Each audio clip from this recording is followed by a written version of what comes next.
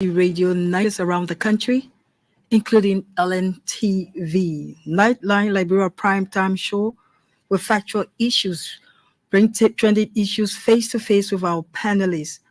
For tonight's topic, we will be discussing calls made by the chairman of the Senate Committee on Public Accounts, Expenditure, and Audit, Senator Amar Rakonen, for the executive branch to ensure the full implementation of audit reports released by the GSE by investigating and prosecuting past and current government officials accused of corruption and financial improprieties.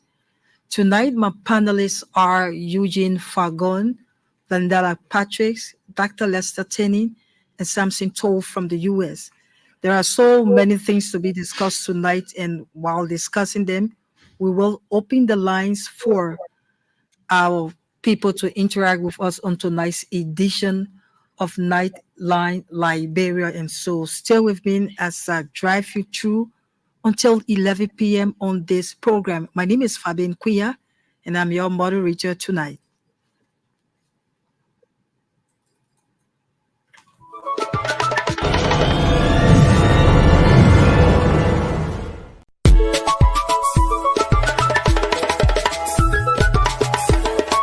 The Department of New Media and Rebranding of the Liberia Broadcasting System presents Nightline Liberia. From the valleys of Liberia to the top of Wologisi Mountain, Nimba, Grand Kipma, River G, to the coast of Sino, Bassa, Bong, Riverses, Maryland, Margibi, Grand Cru, Bapolu, Grand Jide, and Monserrado. We present to you Nightline Liberia, a primetime talk show loaded with factual news, fresh information, not fiction. Nightline Liberia. We set the tune. We control the airwaves. We are the nation's pride, the biggest platform. Our panelists are some of Liberia's brightest and best political analysts from diverse backgrounds, like Vandala Patrick, Dr. Lester Zomatic Tenney, Al Hussein Fadiga, Samson Brown Toll, Daniel Sando, and Eugene Lamin Fangon. Nightline Liberia begins at 8 p.m. with 60 minutes around the country, bringing you updates from LBS correspondents.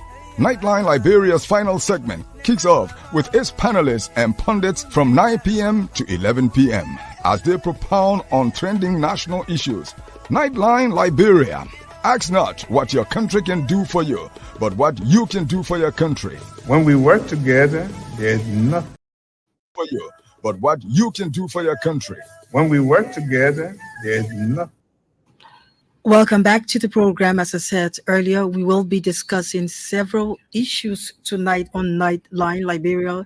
I said earlier, we will be discussing calls made by Bapolu County Senator Amara Conan for the executive branch to ensure the full implementation of audit reports released by the GSC by investigating and prosecuting past and current government officials accused of corruption and financial improprieties. Also, still with the Bapolu County Senator, we will be discussing his observation about past and current governments who have been struggling to ensure the prosecution of individuals named in these other reports and findings released by the GAC and LACC. The government of Liberia, through the Ministry of Finance and Development Planning, has taken a significant step towards bolstering coastal communities in Sino County. We will talk about that initiative, and the Honorable House of Representatives has cited the authorities of the Ministry of Internal Affairs and NEC to provide clarification regarding the delinquency or law breaking in conducting the chieftaincy elections in Liberia since 1999. And we also have on our plate tonight the appeal taken by defense lawyers in the case representing former Chief Justice Gloria Scott and 3 others. Today was scheduled at the Supreme Court, where we had both lawyers from prosecution and defense team preferring the case before the full bench, and that ruling has been reserved. And so we will be discussing all that tonight, coming on Nightline Liberia. And first, Let me welcome our panelists, Vandala Patricks. Well, Fabian, and to the listening public, it's good to be back again. To Eugene Facon, my other panelist, Dr. Tenny. Let me say welcome. It's good to be here. I'm happy to be here today, and I hope that we'll have a wonderful discussion without any fear of intimidation. And Were you intimidated? no, I'm just saying, Right? it may not come from me, it may have come from maybe other area. We'll never be, intimidated. But I'm just saying, I'm happy to be here tonight, and it's good to be here. Well, welcome, Honorable Eugene Fagon.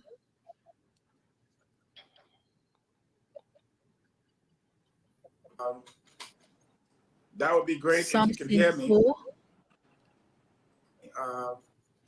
Welcome That to would the be great if program. you can hear me. Yes, I'm hearing you. Okay. If I'm audible. How about Dr. Lester Tenney? If I'm audible. Very much. Yes, you are. Okay, so I'm And having. so, welcome to the show tonight, and we are glad you are all Okay, on so tonight here. I'm having my air here, and I Can you hear me? yes, I can hear you, but I'm having a I delay. hope Dr. Tenny is not using dialogue card. Yes, I can hear you, but I'm having a delay. So with that said, let me just say quickly, whatever opportunity that I have. You're having a delay, what? So with that said, let me just say quickly, whatever opportunity that I have. Your man about almost 3-4 seconds before I get you. And if you 20 is going to be about almost 3-4 seconds before I get and if 20 is going to be deep. All right, great. And so we're going to begin with the call made by Bapolu County Senator Amara Conan. Concerned, as you may have heard, I talked about his call made by the senator to ensure the full implementation of audit reports released by the GSC by investigating and prosecuting past and current government officials accused of alleged corruption and financial improprieties. What could this bring or benefit to the country and these people with the call made by the Bapolu County Senator? And I think the call is necessary.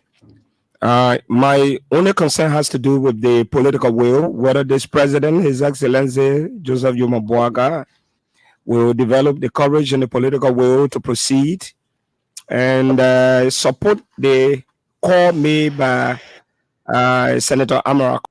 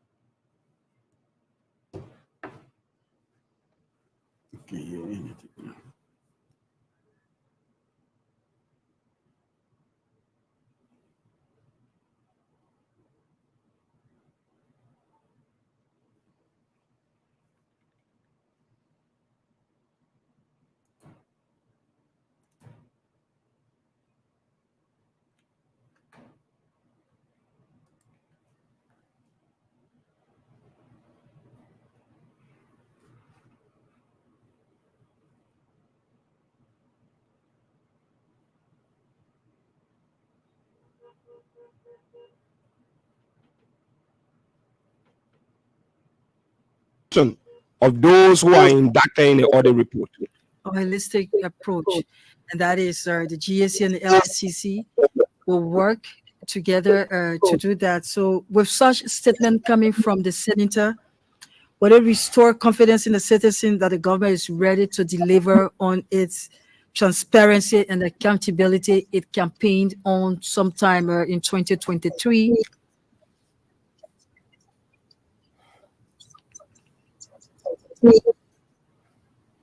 Are you there? Is it Samson Are you there, Toe? Mr. Fagon and Samson Toe? Can you hear me? Is it Samson Toe? No, this is can you hear me? This is Fabien. Can you hear me? I pose a I question, can hear you. and can you hear me? I can hear you. I can hear you. Okay. I can hear you. So you remember what I just said? Yes, just a little bit. Okay, so can you deliberate on that? I said with such statement coming from. Yes, just a little bit, but I was still responding. So Can you hear me? Yes, I can hear you. With delay, but I can hear you. Something, can you hear me? Yes, I can hear you. Okay. With delay, but I can hear you. Okay, so I'll go back to the Yes. question, and I'm sure you understand what I'm saying because of the delay. So I was saying, with such statement coming from the Bapolo County Senator Amara Kone, will it restore confidence in the citizens that the government is ready to deliver on transparency and accountability it earlier campaigned on in 2023? Yes, for me, first of all, I want to thank you very I much. think has some difficulties. Yes, for me, first of all, I want to thank you very much. And following you over the years, we know how the opportunity is giving you. You can follow you for display years. I know the opportunity is giving you. You can thank you and stay here. I know Liberians have a voice. You can be heard over the world. Thank you and appreciate it. I also want to say quickly that I am a strong supporter of President. I also am quickly that I am a strong supporter of President. I am not member will be trying contribution to this conversation we're going to have. Having said that, let me be respectful will be trying and yes. Having said that, let me just say President Waka have stated and yes, he's here for transparency. He is here to as usual. Now, for transparency, he is here to as usual. Now, is carrying out this responsibility, which is Americana is carrying out this responsibility, which is must not be done as a way of political grandstanding. It should not be done as a way. It must not be done as a way of political grandstanding. It should not be done as a way of this administration are quite ready to make sure Liberians deserve whatever it is they deserve. This administration so there's no hesitation. Make sure Liberians deserve whatever it is they hesitate and carry out. So there's no hesitation from my perspective that the president doesn't hesitate and carry out the policy, whatever that comes to the Senate. Okay. So we've just listened to you about the senator's statement. He also observed that past government officials have been struggling to ensure the prosecution of individuals named in these other reports. And so with the LCC and the GSC, I'm sure they have the power to do whatever as it relates to other reports. So with the findings released by the GSC and LCC, how will that restore or bring back the confidence to Liberian people? Because most of the reports that have been released by GSC are not being made public. And so people have problem with knowing what is within these reports that come from both institutions. Well, the institution itself has a rule, and so I'm not going to fault them for. Well, the institution itself has a rule, and so I'm not going to fault them for responsibility to make sure that the rules are kept out effective. Now, they have a responsibility to make sure that the rules are kept out effective. Has a responsibility as well. The things are done properly. There are rules. The law has a responsibility as well. These things are done properly. There are rules. There are laws that must be followed. So, if for some reason the Senate feel these laws are not properly followed, rule if the for some reason the Senate feel prosecute whoever it is, the Senate must say they have power. They can invite these people, prosecute whoever it is. The Senate must say they have these things. They can invite these people. If for some reason they invite these things are not carried out, if they come out, if they come out as being someone who wants to lecture or someone who wants to come out, if they come out as being someone who wants to lecture or someone who wants to But the minister himself is a very learned person, a very intelligent person. He's not going to come across like that. The minister himself is a very learned person, a very intelligent person. He's not going to come across like that. I would do his best to make sure that he thinks that make sure that he get to the next step. And I think Obokana would do his best to make sure that he thinks that the minister himself has been the finance minister in the past government, that is in reference to the Ellen Johnson Sirleaf-led government. And there were a lot of reports he was Okramwe, and so his call or his stance now urging the executive to make sure that the full implementation of the audit reports are released is a wake-up call. So in that process of that wake-up call, what do we expect? What if those reports are not made public, and then we have other people having their side of the reports? Because remember, to everything we have pros and cons. And so if those reports are not made public for people to fully understand it, what do you expect next? What do we expect to see or know what's going to happen? Because it has been lingering, and there are several reports, other reports that we haven't heard. I mean, I remember since the time of former GSC auditor John Molu and up to present. But I think the present auditor has released several reports, and so people are yearning, or people are eager to know. So what do we expect to see after it's been released to the public, and then we have several ideas, or people will have the stance on whatever is being released? Because you always have people from diverse backgrounds giving their views, but all in all, they all are yearning for the implementation of these reports. Yeah, there's a old saying back in Liberia where they say you can't mind the noise in the market, so to speak. Yeah, there's a old saying back in Liberia where they say you can't mind the noise in the market, so to speak. Like I stated, there are laws on the book. So the noise will cause distraction. Now, those people that are going to be indicted, they also honor the rule and the law of the Republic of Liberia. They are innocent until found guilty. So their rules and whatever it is that they must be respected. There are people that are on the list that perhaps will say we didn't do this thing. So whoever is carrying out this policy going to follow the law, because eventually this thing going to end up into the court. So if it does, you want to make sure that the law is on your side.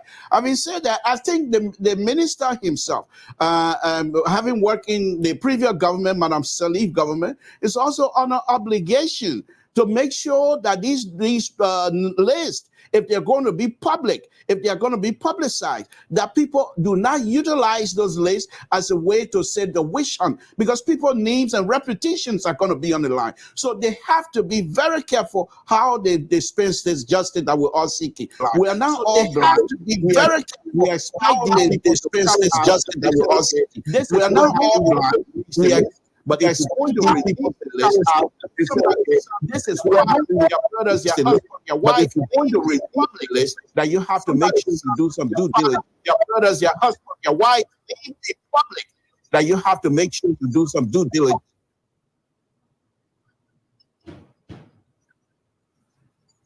Honorable Fagon, I'm posing this question to you. Do you think the LECC has the power, or the prosecutor has the power to prosecute cases that are emanating as it relates to corruption? Do they have the prosecutorial power? Unlike other governments, we haven't seen them frequent, especially at the courts implementing. So do you think it's about time now they have the prosecutorial power to implement whatever reports emanating from them as it relates to financial improprieties and corruption? Let me start by saying good evening, Fabian. Good evening. First of all, let me confirm. Let me start by saying good evening, Fabian. Good evening. First of all, let me confirm if you hear me.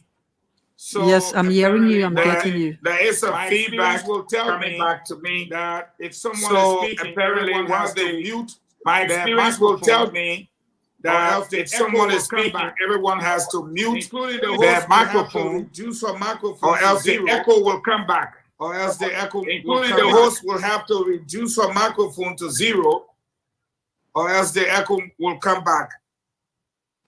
But Having said that, I hope the technicians are working hard. I'm no longer receiving echo. And if you can hear me, you can just put out your thumbs, Fabi. Then that means I know you can hear me. Just give me a thumbs up. There you go. You can see mine, and there is absolutely no echo. So, there we go. As you can see, I have no echo and no return sound. We've been in this business for a long time. It's great to be with all of you tonight.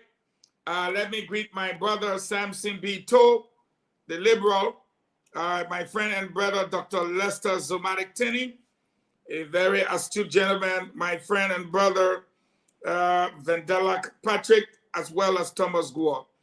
It's great to be here. We're the only radio station that can be heard all around the entire country. We're on our live Lntv page, and we're testing out this thing. The feedback we're getting is great. So I want to thank you, Fabian, and I want to thank all of my fellow panelists for being on the show tonight. Let me start by saying this. The LSCC does have prosecutorial powers. However, do they have the willpower to carry out their statutory responsibility? One will be tempted to ask, this is going to be the first time that we see this openly brought before the Senate as is required by law from the GSC or the LSCC. Now, with that said, I can submit to you now that with the new dispensation, with the ego of the Liberian people, the eagerness, with the kind of political emphasis and willpower for many of our stakeholders, I can submit to you that this is not going to be business as usual. If you are going to go before the Senate or the legislature, as is going to happen, Fabian, tomorrow at 11 a.m., it will be carried on national television and national radio. That tells you that this is the first time it's going to happen. Now, why would you go on national television and radio and announce that Mr. XYZ or this entity stole 1 million and not be willing to prosecute? As Director General of the Liberian Broadcasting System, I make a commitment to the Liberian people. It will be carried live on national television tomorrow and all national radio under our management team here at LBS. Thank you.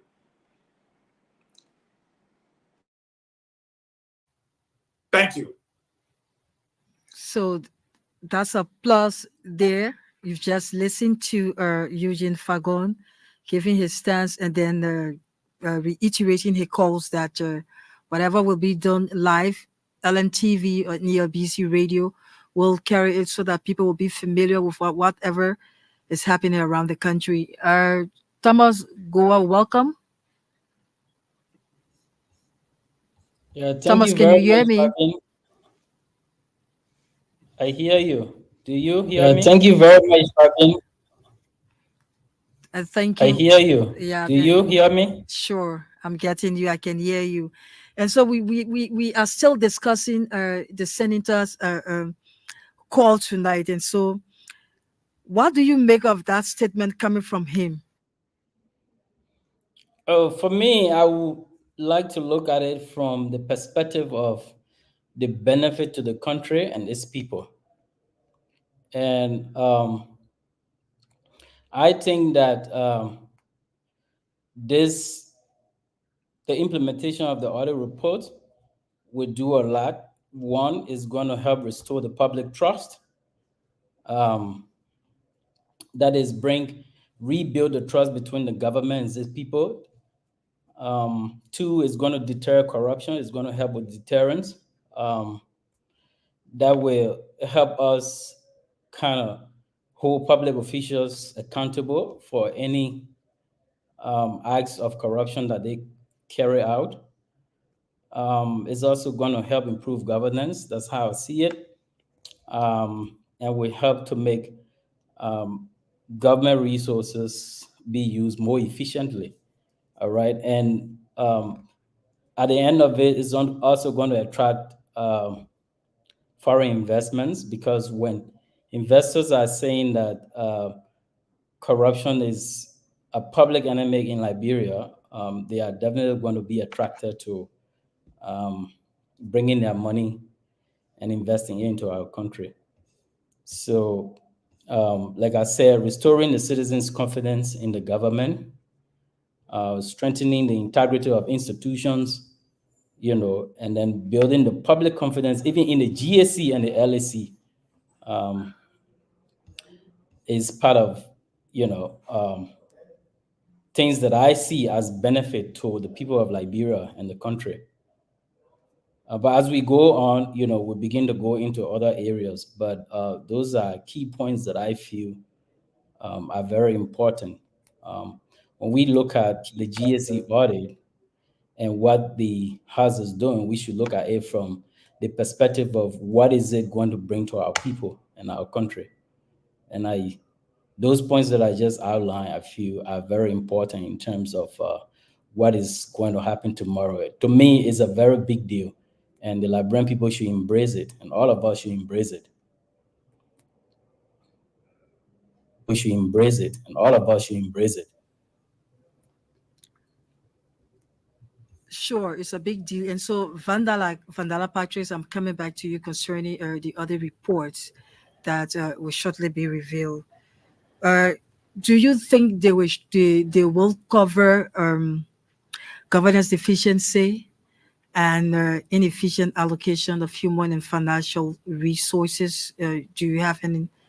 A lot will be done, but first, I don't know why the audit report should be in Zobuch. I'm very disappointed. The GSC is a public institution, but right after they have conducted their audit, it should be out in the public. The information should be on their website so that everyone will have an access to that. Keeping the audit report itself in the Zobuch without making it public is a problem. And that's why people are opting for the visibility. It should not even be that. In fact, in the first place, if you accuse me of a role, and you work for government, but right, no government institution, ministry or agency of government should have any information from the public, because it is a public institution. The GAC is a public institution. The interesting part about it is that they have the soft copy. So just go on the GAC website and upload so that people will have an asset. I don't know whether it has been done, but I'm not saying over a period of time. But look, the audit report has not been a problem. They have been doing their jobs from the days of John Singbe Malu, the former Auditor General of the Republic of Liberia. They have audited many government agencies and institutions. Fabian, the problem in this country, as soon as the president is elected, and that president starts to think about winning the next election or going for re-election, everything is damaged, compromises set in, audit reports will never ever be implemented. For example, we vote in this country on 4 major reasons: ethnicity, party line, and religious connection, and money. And if you look at the population of the Republic of Liberia, we have 15 counties. But there are some countries that are very populated. If you, as the president-elect, who have taken office to steer the state of affairs of the country, and an audit like what Senator Amarakone has proposed, let there be prosecution. If the president does not have the political will, and that president is thinking about contesting to win the next election, and he looks on the list of inductees and see about 5 individuals from some of those countries, the most populated countries, where he or she got the vote from, moving to prosecute these individuals. I'm explaining what has happened in the past. And do you think he won't do that? I'm saying I have not seen this president, proceeding in a way that would suggest that he does not have the political will. I believe because in his first 100 days, I've been a human rights activist. I've been craving a protester in this country, in the U.S., advocating for the establishment of war and economic crimes. So in the president's 100 days, he signed for the establishment of the war and economic crimes. I have all reason to believe that he's walking in the right trajectory. Mm-hmm. Is the president thinking about running in 2029? And as such, when the audit report comes and we see names from Lofa, from Bonkante, from Grand Gile, from Maigibi, from Grand Basso, because these are populated countries. I don't think you will be biased. I'm just saying, I say, I'm asking. Assuming you're not. Yeah, I'm assuming without admitting. Yeah. Because this is what happened in the past. And secondly, people are also going to politicize the audit report. This won't be business as usual. No, I do agree. So what happened? Maybe someone from Maigibi is indicted. And the people of Maigibi say the president is witch hunting our son. The law will take its course. Of course, not about witch hunt. Is the president going to develop that political will? We saw in time past, people committed crimes and they went after them. They say, oh, it's a witch hunt. The government had to relax, honor the canopy that we need to build relationship and unite this country. So for me, I am 100% in support of the implementation of the audit report. But the question is, so this whole audit report, where are we thinking it is going to start? Is it going to start from 2018 under the regime of George Weah, or is it going to start from Ellen Johnson Sirleaf up to this time? I don't know. We need clarity. Any audit report that will only look at one regime, it is biased.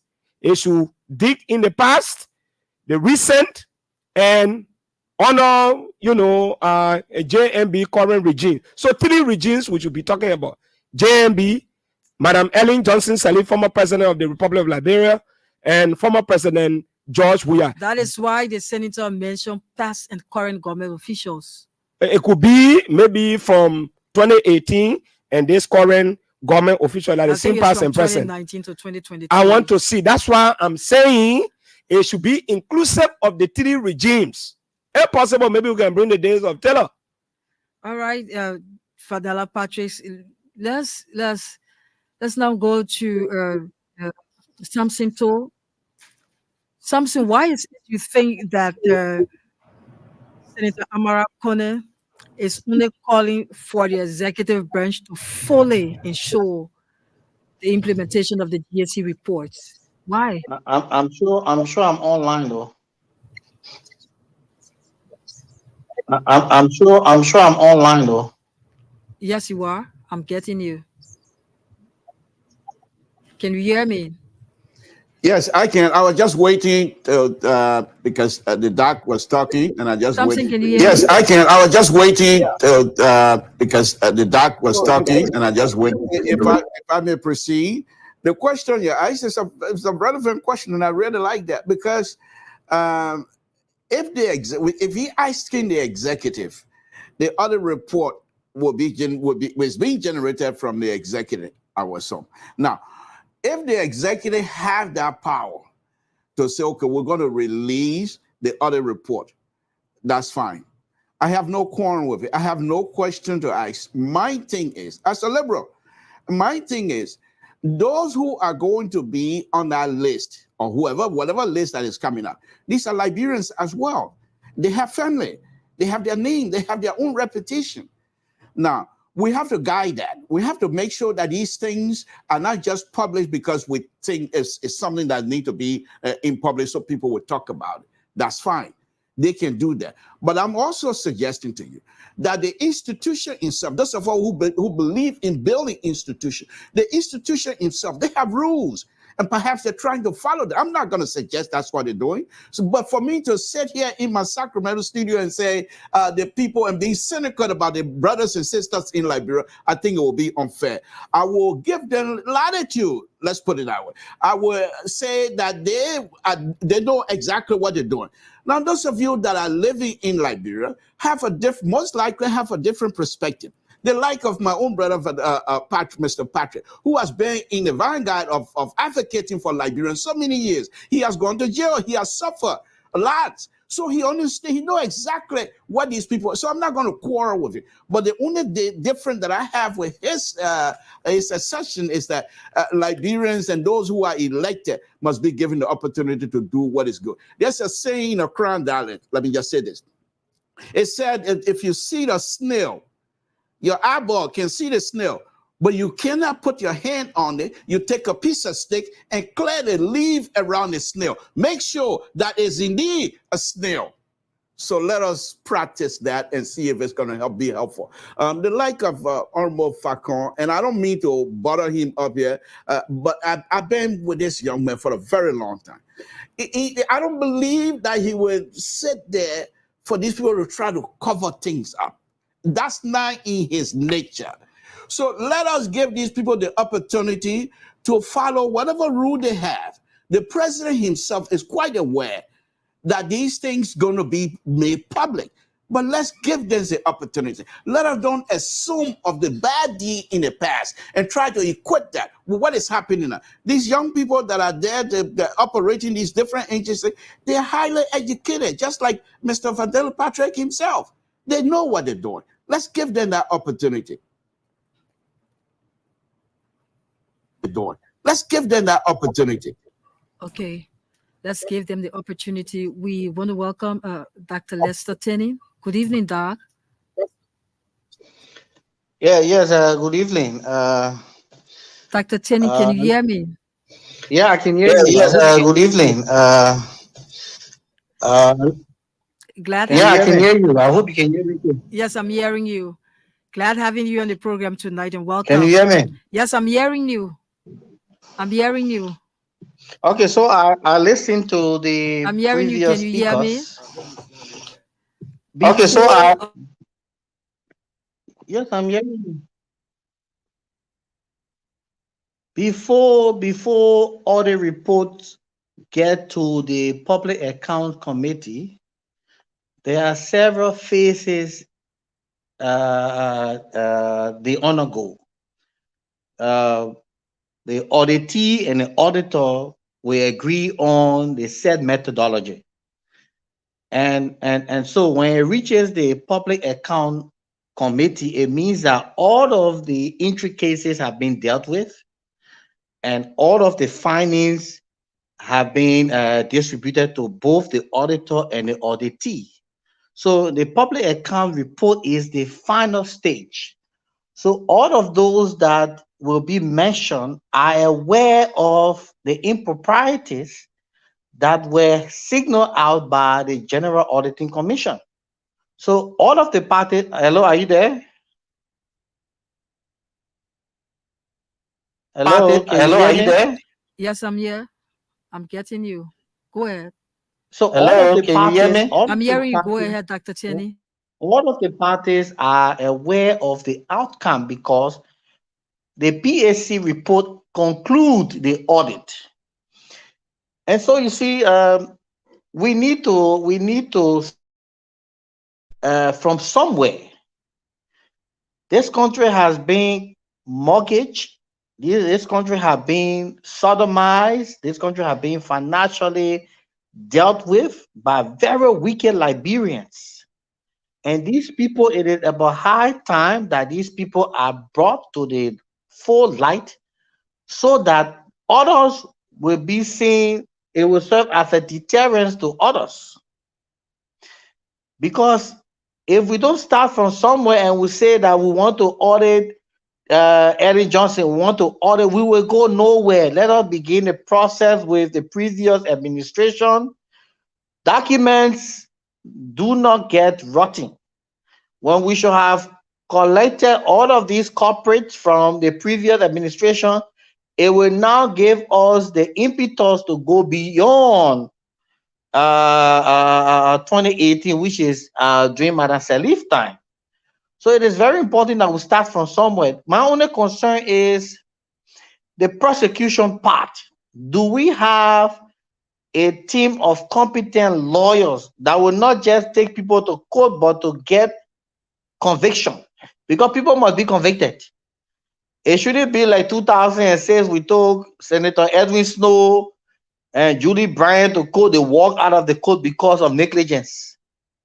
You know, the law is a technical thing, so we need to also ensure that we have a very good prosecution team that will not just take people to court and lose, but to take people with the intent of convicting them. Because the intent of this report is to send a message to future and current government officials that, look, a new day has dawned in this country. A new day is here. Those days where people can carelessly loot the state, those days are gone. So we need a strong prosecution team that will give rise to conviction, because people must be convicted. The essence of the audit report is to have people behind bars. I'm not concerned about the benchmark. I'm concerned about the eventual prosecution of these corporates. Because you and myself have seen this country 180 something years. We don't have fitting in roles. You have lawmakers who are building structure bigger than a state-run university. You loot the state, you build facility in your name, you use the very money to buy votes, and you think you are secure because you have won election. I think those days have passed. And I'll give you an example. I was at NOCA. NOCA gave the former pro tem $3 million to build a hospital in a place in Grand Coup called Geelong, a place where you need to take the keynote 3 times. I went there to verify whether the hospital actually existed. Nobody had even seen a clinic. But there was no political will to prosecute the pro tem at that time because he was the pro tem. I'm just giving you some of the hurdles that characterize some of these processes. President Boka is an aged man. Even if he has an ambition for second term, I believe that what he will do now will give rise to what the Liberian people will decide 2029. So I think we should start from somewhere. It is important that these people who have committed serious crimes against the state must be brought to the full light, and they are exposed, and then they feel the consequences of their crimes. I mean, that's my only stake in this whole matter.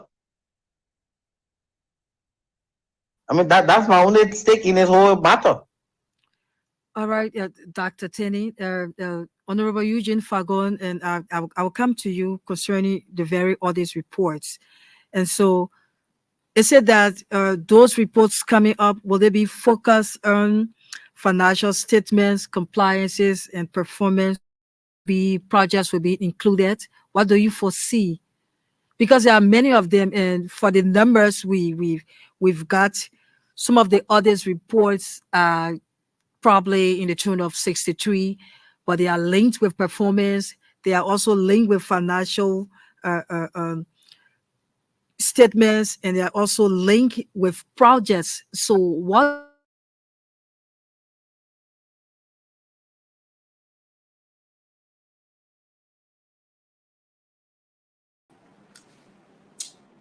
Can you hear me? I think you went off. Yes, I can hear you. Yeah, because I think you went off. I'm getting the feedback. But anyways, let me say it's all of the above. It's financial statements, it's compliances, it has to do with projects. Like Dr. Tenney said, you had a project for over $3 million in a remote area that is basically almost non-existent, inaccessible, or if you like, that we cannot trace. and that the project did not come about, but the money was received. So it can be compliances, it can be financial statements. What we expect tomorrow is that there will be a GAC report delivered to the National Legislature on state-run television and radio. That we expect.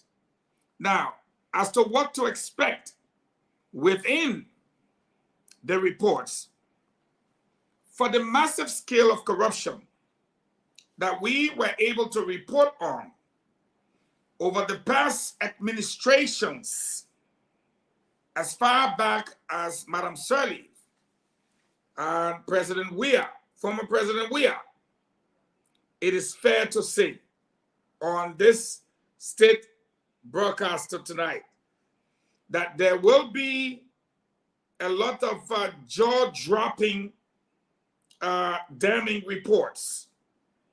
It's my understanding from what I know that there will be 60 or more reports. And I can guarantee you, out of the 60, at least half of them will plunge the nation into what I would say shock. A shock that we should not take lightly. But like you started the program tonight, the LACC, having prosecutorial powers, will they muster the courage, put together, like Dr. Tenney said, the best team of lawyers, and bring conviction to those people and help the country recover its assets or stolen wealth? It remains to be seen. But I think we should brace ourselves for the unexpected. I respectfully submit on that note.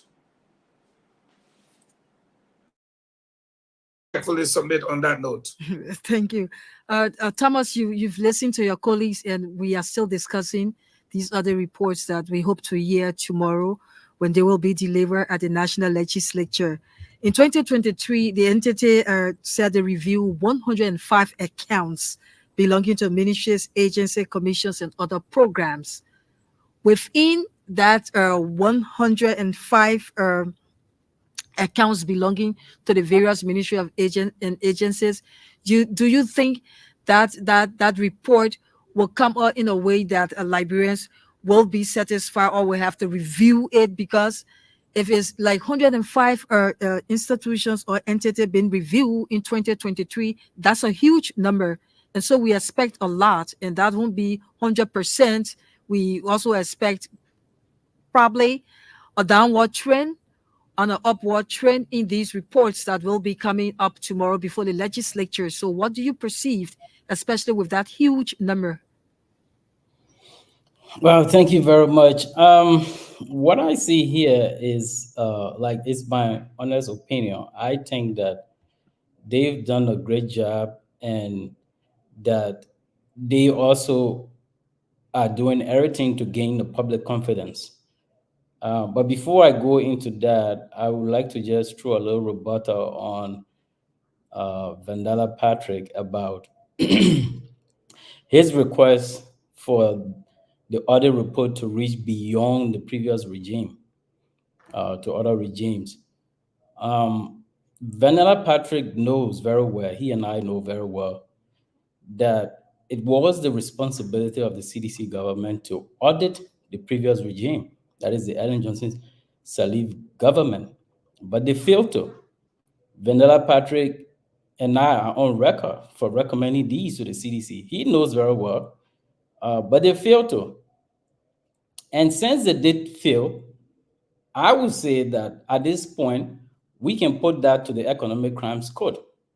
That can be deferred for the Economic Crime Code. But at this point, this government should go ahead and prosecute the previous regime. That is, audit them and ensure that prosecutions are done for areas where lapses were found. And that is why I was talking about public confidence. All right, for public confidence to be built in the GAC and LACC, they have to do a couple of things. They have to show results. They have to increase transparency, and they have to engage the public. All right, now to showing results means successfully investigating and prosecuting these cases. All right, and then increasing transparency means that they should regularly update the public on their activities and outcomes, right? And then involve civil society institutions and media monitoring and reporting.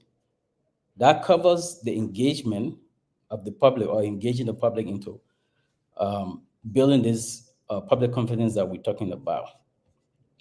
So if you talk about the audit report, asking whether, this is too much, it's an institution. They have a lot of employees. I do believe that they've been given the relevant tools that they need. Talking about, we're in the world of technology now. So things can be done, things that you expect, to be done, to take very long, can be done within seconds. So I don't doubt the fact that they've done that much in so short a period. I believe that's just how efficient they are, and it also shows the commitment of this government in prosecuting corruption, in making sure that corruption is completely rooted out of the society. The country is suffering. You see a lot of issues around the country, even employees. A lot of employees are yearning for pay increase, all right? Social services are lacking in so many places. Look at the roads, all right? They are full. You have a lot of food in Lofa. Right now, I have a peanut farm. We've harvested, and we have a lot of those stores in Lofa right now. But because of road condition, you can have all these things here. But if you begin to prosecute people and people understand that what they are doing is hampering the country and begin to take the right path, eventually we will have the basic services that the people need and things will change. Change is what everyone is yearning for. And change is what this government wants to give the people. So let's give the government the chance to give the people the change they've been yearning for. And that is what they voted for. I'll close on that note for now. Change they've been yearning for. They voted for.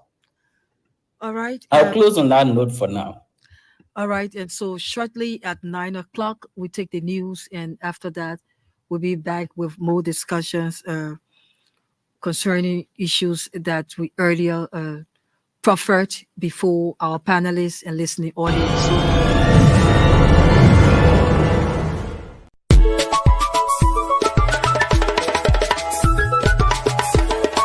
The Department of New Media and Rebranding of the Liberia Broadcasting System presents Nightline Liberia. From the valleys of Liberia to the top of Wologisi Mountain, Nimba, Grand Kipmouth, River G, to the coast of Sino, Bassa, Bong, Riverses, Maryland, Margibi, Grand Cru, Bapolu, Grand Jide, and Monserrado. We present to you Nightline Liberia, a primetime talk show loaded with factual news, fresh information, not fiction. Nightline Liberia. We set the tune. We control the airwaves. We are the nation's pride, the biggest platform. Our panelists are some of Liberia's brightest and best political analysts from diverse backgrounds, like Vandela Patrick, Dr. Lester Zomatic Tene, Al Hussein Fadiga, Samson Brown Tour, Daniel Sando, and Eugene Lamin Fangon. Nightline Liberia begins at 8 p.m. with 60 minutes around the country, bringing you updates from LBS correspondents. Nightline Liberia's final segment kicks off with its panelists and pundits from 9 p.m. to 11 p.m. as they propound on trending national issues. Nightline Liberia. Ask not what your country can do for you, but what you can do for your country. When we work together, there's nothing we cannot overcome as a people. This is why I ask all of you, representatives of our people, to join me to do the business of the Liberian people by not doing business as usual. I challenge you to join me to think Liberia, love Liberia, and be like. It's Nightline Liberia every Monday to Friday beginning at 8 p.m. on Elbc Radio, 99.9 FM, and other frequencies around the country.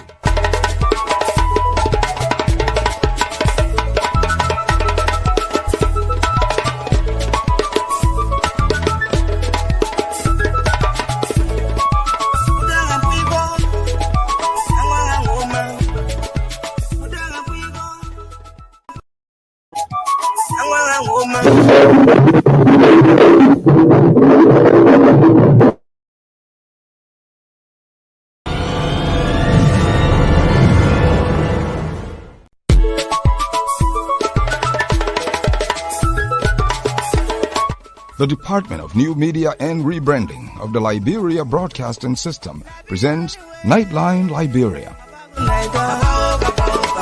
From the valleys of Liberia to the top of Wologisi Mountain, Nimba, Grand Kipmouth, River G, to the coast of Sino, Bassa, Bong, Riverses, Maryland, Margibi, Grand Cru, Bapolu, Grand Jide, and Monserrado. We present to you Nightline Liberia, a primetime talk show loaded with factual news, fresh information, not fiction. Nightline Liberia. We set the tune. We control the airwaves. We are the nation's pride, the biggest platform. Our panelists are some of Liberia's brightest and best political analysts from diverse backgrounds, like Vandela Patrick, Dr. Lester Zomatic Tene, Al Hussein Fadiga, Samson Brown Toh, Daniel Sando, and Eugene Lamin Fangon. Nightline Liberia begins at 8 p.m. with 60 minutes around the country, bringing you updates from LBS correspondents. Nightline Liberia's final segment kicks off with its panelists and pundits from 9 p.m. to 11 p.m. as they propound on trending national issues. Nightline Liberia. Ask not what your country can do for you, but what you can do for your country. When we work together, there's nothing we cannot overcome as a people. This is why I ask all of you representatives of our people to join me to do the business of the Liberian people by not doing business as usual. I challenge you to join me to think Liberia, love Liberia, and build it. It's Nightline Liberia every Monday to Friday beginning at 8 p.m. on Elbc Radio, 99.9 FM, and other frequencies around the country.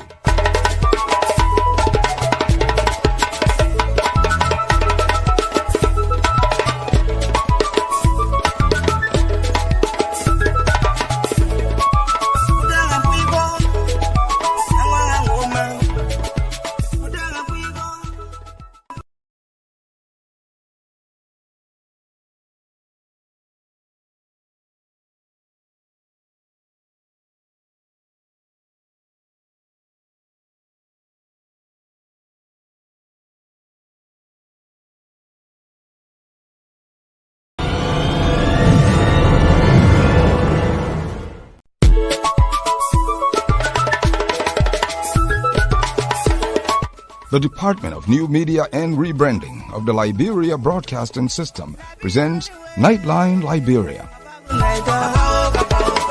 From the valleys of Liberia to the top of Wologisi Mountain, Nimba, Grand Kipmouth, River G, to the coast of Sino, Bassa, Bong, Riverses, Maryland, Margibi, Grand Cru, Bapolu, Grand Jide, and Monserrado.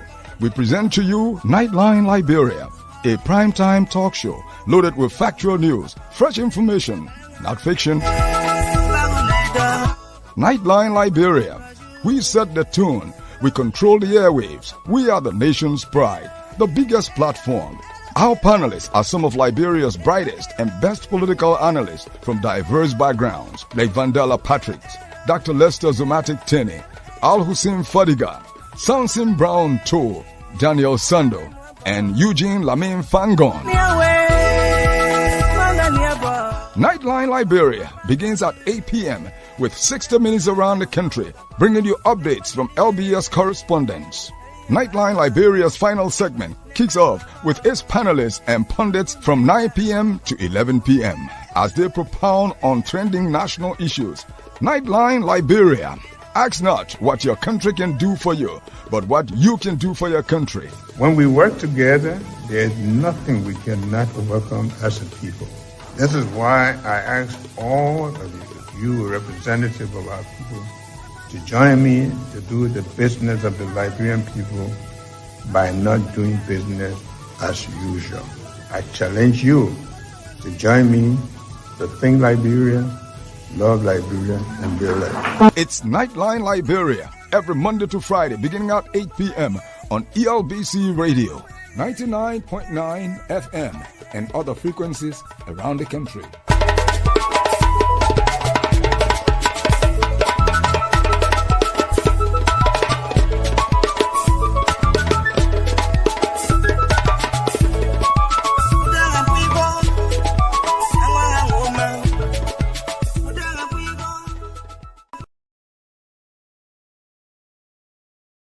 ELBC Tuesday that President Joseph Boakai would be the convener of the award. Historically, the convener of the award has been the sitting president since its maiden edition in 2011. Culture Ambassador Julie Andy said the awards celebrate recipients for their contributions to peace building, human rights, and democracy and humanity. You are listening to the Bulletin of News on ELBC. Bon County Legislative Caucus Chairman Senator Prince Moi is rallying citizens of the county in the United States to support the county's development efforts. Senator Moi named agriculture and social empowerment for single mothers and vulnerable women as areas Bon County citizens in the United States can render their support. The Bon County Legislative Caucus Chairman spoke in an interview with ELBC from the National Convention of the United Bon County Association in the Americas. Senator Prince Moi reaffirmed the commitment of the county's leadership to investing in agriculture, provide loans to market women, and create jobs opportunities for young people. Senator Moi recounted the numerous contributions of Bon County citizens in the United States in the health sector and also lauded association for opening a national office in Banga. LBS Deputy Director General for Media Services, Hassan Kiau, has lauded the commitment of the division staffs, especially those in the newsroom, for their efforts to elevate the state radio as the premier broadcasting entity in the country. Mr. Kiau's commitment comes after the Female Journalists Association of Liberia awarded the Liberia Broadcasting System for its outstanding coverage of women's issues within the Liberian media. During the official presentation of the award to the news department on Tuesday, Mr. Kiau encouraged the media services staff to strengthen their resolve in reporting and broadcasting matters that impact women in the society. He also emphasized the importance of enhancing the training of female broadcasters at the state radio, expressing key interest in seeing more women excel in the field. LBS Director of News Francis Pidinan received the award and thanked the Female Journalists Association of Liberia for the recognition and impact of the state broadcaster. Mr. Pidinan assured that the news department will continue to play its role in informing and educating the public through its news contents. Education Minister Dr. Jaso Jala has assured transparency and accountability in the usage of the ministry's funds. Minister Jala said this would be done by tightening the ministry's fiscal operations to ensure adequate disbursement and use of public funds. She told the MICAT press briefing Tuesday contractors who have failed to earn on their side of the contracts will be held accountable. Minister Jala vowed to enforce the Ministry of Education policy on registration fees, graduation exercise, and gala day celebration to ensure compliance. The Education Minister also promised to strengthen the public-private partnership to ensure good learning outcomes in Liberia. The Agriculture Ministry has reaffirmed its commitment to supporting farmers through cooperative groups with machines and other inputs to expand production and improve their yields. Agriculture Minister Dr. Alexander Nuta said government remains unbending to the implementation of the Agriculture Development Plan. Minister Nuta made the remarks at the start of ongoing second-leg nationwide tour to Bapolu, Bomi, and Grand Cape Mount counties. The Agriculture Minister said government is committed to negotiating with investors to establish processing centers of various commodities aimed at creating market opportunities for smallholder farmers. Dr. Nuta also called on smallholder farmers to unite as cooperative groups in the production of cassava, corn, rice, and other marketable products. And away from Liberia, anti-government protesters in Kenya have returned to the streets, stepping up demands for President William Ruto to resign despite his recent concessions. One man has been shot dead during a confrontation between protesters and security forces on the outskirts of the capital. In central Nairobi, shops have been closed as police fired tear gas to disperse hundreds of demonstrators. The protest began last month against an unpopular tax bill, which has since been withdrawn by the president. Last week, President Ruto called for a dialogue as he fired his entire cabinet and the head of the police force resigned. The protest movement is largely coordinated online by young Kenyans, many of whom have rejected talks and are calling for Mr. Ruto to leave office. So in the news, a recap of the headlines. Government announces plead for stronger ties with Guinea, Ireland, and Namibia after receiving credentials of their ambassadors. Supreme Court reserves ruling following the appeal hearing into murder case involving jailed former Chief Justice Gloria Musu Scott. Several seaports across the country poised to be elevated to autonomous status following Senate's approval. In Kenya, at least one person killed as protesters take to the streets calling for the resignation of Kenyan President William Ruto.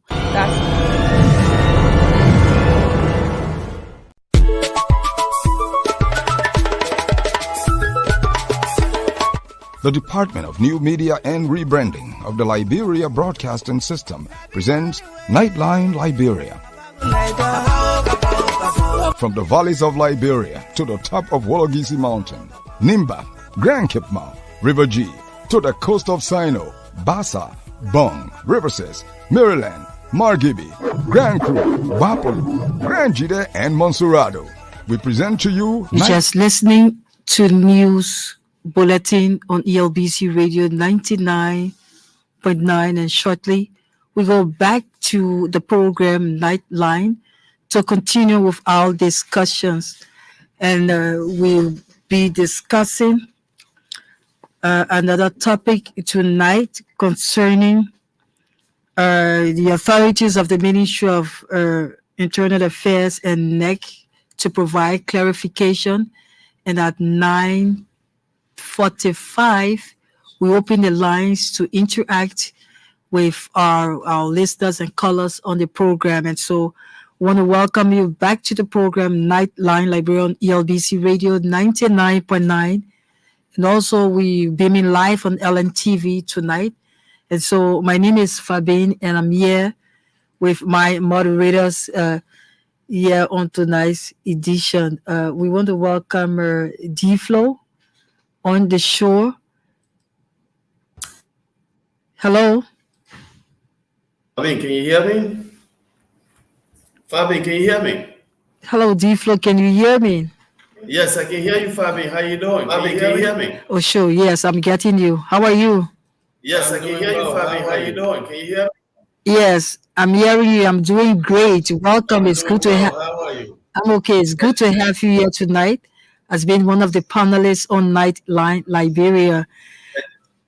Well, we go back to our discussion tonight where the House of Representatives has cited authorities of the Ministry of Internal Affairs and NEC to provide clarification regarding the delinquency law-breaking in conducting chieftaincy elections in Liberia since 1999.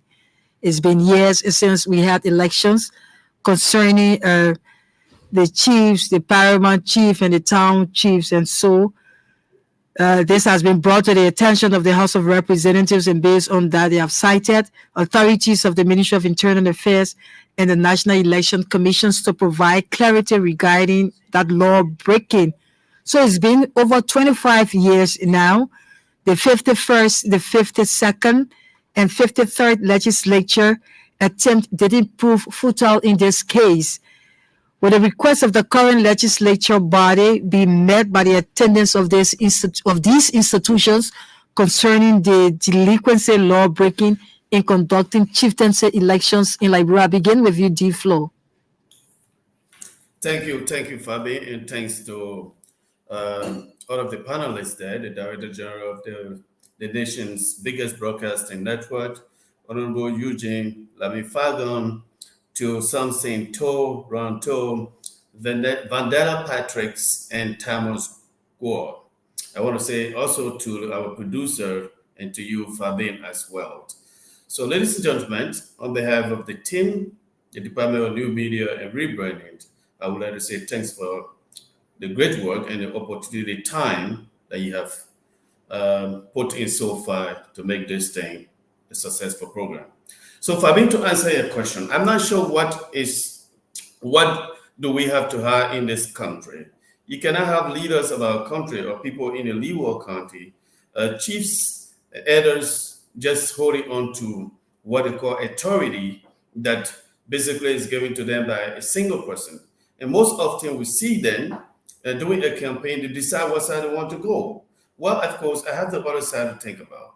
Each person should be elected by the people. Because the reason is simple. The reason why each person should be elected by the people is to serve the people, not to serve a single person. So for me, when it comes to this issue of chiefs and elders in our country, this is something that is past due, and it is about time. It is about time again, and I repeat, that we take on this issue so our leaders can see that they will be elected by the people and accountable to the people. People and accountable to the people. So there has been a very, very long time, and we're talking about 25 years. Thomas, you've just listened to D-Flow. We're talking about 25 years since 1999.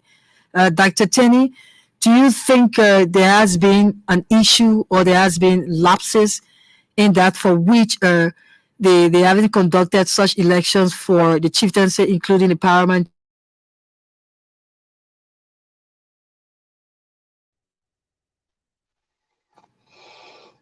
Can you Dr. hear me? Tenney, can you hear me? Can you hear me? Hello? Yes, sure. I can hear you. Hello? Yes, I can hear you. Go ahead. So you see, this country has just been wrongly governed for over 25 years. We have, during the Ellen Johnson's administration, we have the Governance Commission, Good Governance Commission. The intent of the Good Governance Commission was to ensure that government be in compliance with the laws.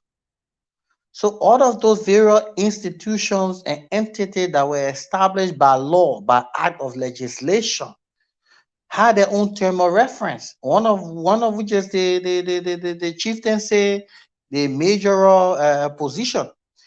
The law says that this position must go through an electoral process, and that the outcome must be validated and sanctioned by the regime, irrespective of who wins. The purpose for that is what we call the devolution of power, so that the people become the true custodian of power. Because Article 1 of the Constitution is clear: all power is inherent in the people. But people who have been president in this country for the last 25 years have been very, very diabolical in ensuring that they will stifle certain portion of the law for their own political gains. So the appointment of chiefs was basically to ensure that they have control over the rural portion of this country for the sole purpose of election. And that's not how people can capture state power. The process must be transparent, it must be free. So I believe that,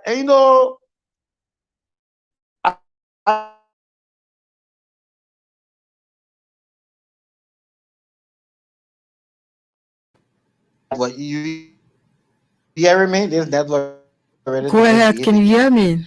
I'm listening. Yeah. You hearing me? This network Yes, I'm already hearing you. behave again. I'm hearing you. We can hear you. We can hear you. I'm hearing you, Dr. Tenney. We can hear you. We can hear Yeah. you. So go ahead. Doctor, can you hear her? Oh, I think Let's the take the next. network, Let's go to the next according to person. Doc, is Doctor, can you hear her?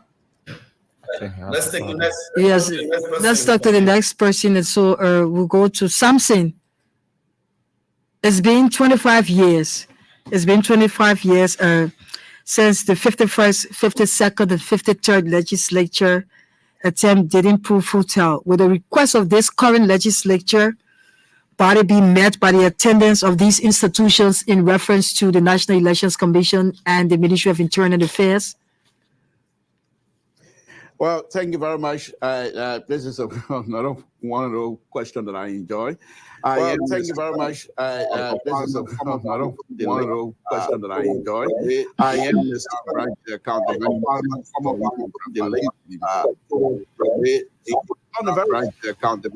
When I was growing up in Total used to be the seat. When I was growing up in Total used to be the governing the process.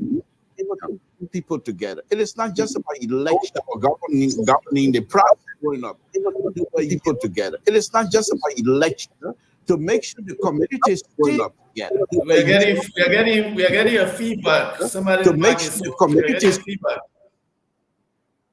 I think in order to eliminate that feedback, I think those of us that are not talking gonna have to mute yourself, and then okay, much clearer now.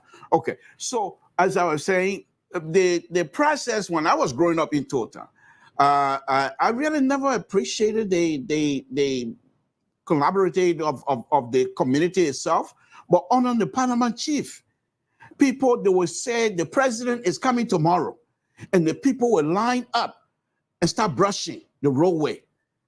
It's not like what you have now. So these type of process, as far as I'm concerned, they are very useful to the community organization process to be able to, for the community to understand how and where they're going to be doing things in the interest of the larger community.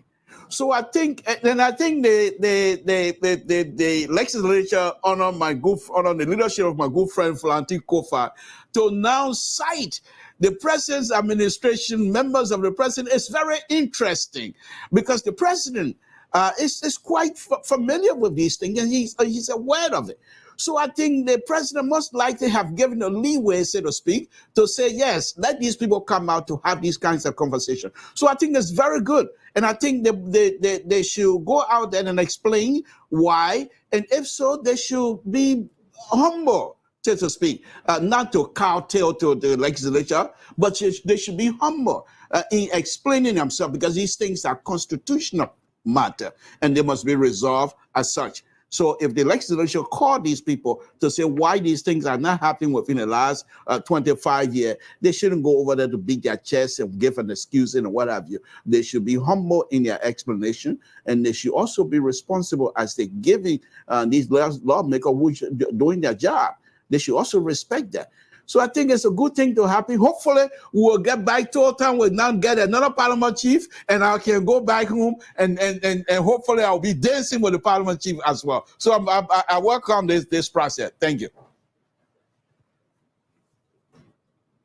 Welcome this process. Thank you. All right, and Honorable Fagon, I'm posing this question back to you on the same topic. What would be some of the reasons? What do you think would be some of the reasons behind that period, that long extended period with our elections? What do you think? Thank you, Fabian. And it's not what I think. It's exactly what it was. People reeling powers onto themselves. That is, there could be several factors. And I think I will take a different route from my colleagues here today, owing to the fact that the world is changing every day. We've gone from monarchy, autocracy, democracy. We've gone through various forms of government. We've come to the point where today the world is seeing the politics of populism. We've seen where popular people are more likely to get elected than actual politicians, outsiders, and what have you. We've seen our democratic systems around the world shifting. You say, Fagon, where are you going with this? Fabian, Do you know how many villages we have in the Republic of Liberia? Even when I go to my village in Zuo, there are 2 villages before my village, way back behind Bapolu in Zuo. One of the men and his family living there with 2 other older guys, he the chief. The village before him, the older lady there is the chief. And her young son and the other one, they the chief that own a village.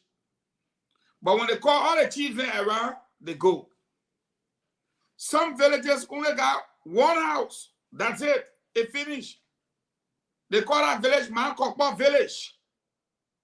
In Mankokba village, Mankokba is the chief. Now, the reason why I say it is constitutional.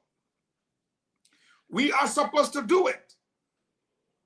But I want us to look at the constitutionality and see whether it fits our democracy. I don't think so. Even money to hold elections for our legislators, we can't even find it. For national election, we begging. For 73 members of the House of Representatives and only 30 for the House of Senate, we crying. Think about every county electing chiefs. Are we ready for such? I'm not saying it's not constitutional. That is not my debate. I'm not saying it's not constitutional. But is it time to begin to rethink? Fabian, there is a county, and I stand to be corrected, either Sino or Grand Cru. The number of officials in that county is equivalent to the number of officials in almost the entire Southeast. In a town where there is no vehicle, almost there is a traffic judge. Can you imagine that? And constitutionally, they must be appointed by the president and they have to get paid. So I am saying tonight, I'm submitting to the panel tonight, it may be constitutional, but is it expedient? Would be my question. And to answer your question directly, if you ask those people, 25 years now, what have you guys been waiting for? Their answer to you clearly would be, we weren't here. We just arrived 6 months ago. What do you expect us to do? Now that you are calling us to hold these elections, did you appropriate monies for it? Did you put in the budget funding for it? If you blame us for not holding it, you should blame yourselves for not providing the money.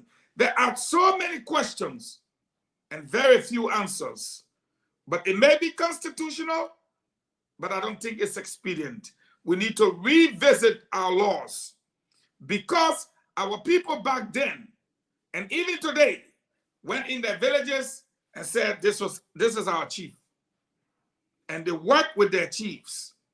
And I think we need to give them that opportunity again to present their chiefs rather than have politicians handpick them or put the country through unnecessary expenses of electing chiefs when our ordinary people and our traditional people have a way of selecting their own chiefs. I respectfully submit.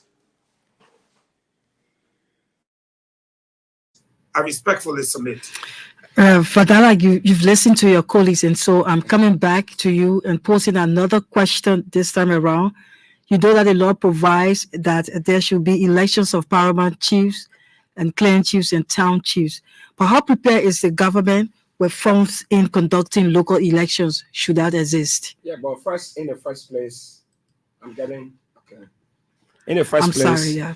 So let me just go back to the question. Okay. Yes, you've listened to your colleagues, and we've discussing this chieftaincy delinquency law breaking because the last time was 1999, and there are several clans and paramount chiefs and town chiefs that are still holding onto power because there hasn't been elections all those years. And so the law provides that there should be elections of paramount chiefs, clan chiefs, and town chiefs. So how prepared is the government with funds to conduct local elections? Because it's the National Elections Commission and the Ministry of Internal Affairs that going to explain to the legislature concerning this chieftaincy or the delinquency law breaking. So, you know, when we're talking about the audit report, I recently, and I was proposing previous regime, the people say, no, let's do with the relevant ones. We have not had election for city mayors, not had elections for superintendents across the country. Mm-hmm. But we are asking that there should be election for chiefs and paramount chiefs. The law provides that. Fine. But these were the same people who just argue because implementing audit report, like I was saying, let's start from, you know, the regime of earlier. No. We have to start, you know, under the most recent regime. We are now talking about the Sin democracy. The Sin law provides for the election of city mayors, superintendents, and that of the chiefs and paramount chiefs. Do we have the money? No. But I think one of the issues we have in this country, you just abruptly said no. No. I'm saying I don't see an expedient. Oh, so you're in line with Fagon, what he just said? Yes, I am in line with him. I don't see an expedient, even though the law provides that. So they should continue to hold on to power. No. Listen, I have my own explanation on why I don't see an expedient. But it does not mean that I am ignorant to the constitutional provision that talks about the holding of elections of chiefs and paramount chiefs. Now, we don't invest more in research. What is the significance of holding democratic elections? Is to give people an opportunity to freely choose their leader and work with them and live in harmony. Prior to the existence of democracy in our country or in Africa, our forefathers lived in this country. They lived in peace. They used the alternative dispute resolution to resolve conflict. They brought us up in a holistic environment. There were no coups. There were no political disagreements. When there was a problem in one time, they will always have that individual who will sit and speak truth to power, and the situation will be brought under control. Does that still exist? Today, I'm saying, what has the government, the people who are requesting the Ministry of Internal Affairs and the National Elections Commission, what are their funding? If you call me to explain, why is it that you have not been holding elections for 25 years? My question to you is, to the lawmakers, what has gone wrong? You see, Fabian, it is good to invest in research. Liberia is the only country that has seen over the period of time we don't invest in research, we don't conduct surveys. Let me tell you, as a public official, it's good to invest in research to get statistics and data. It will inform your decision when you decide to proceed to say, I want to do this. Invest in research. Why is it that there has not been election for 25 years? Has there been more spending? Has the government been spending on times and villages, paying these people? Have they been on salaries? Has there been political conflict? So we need to investigate.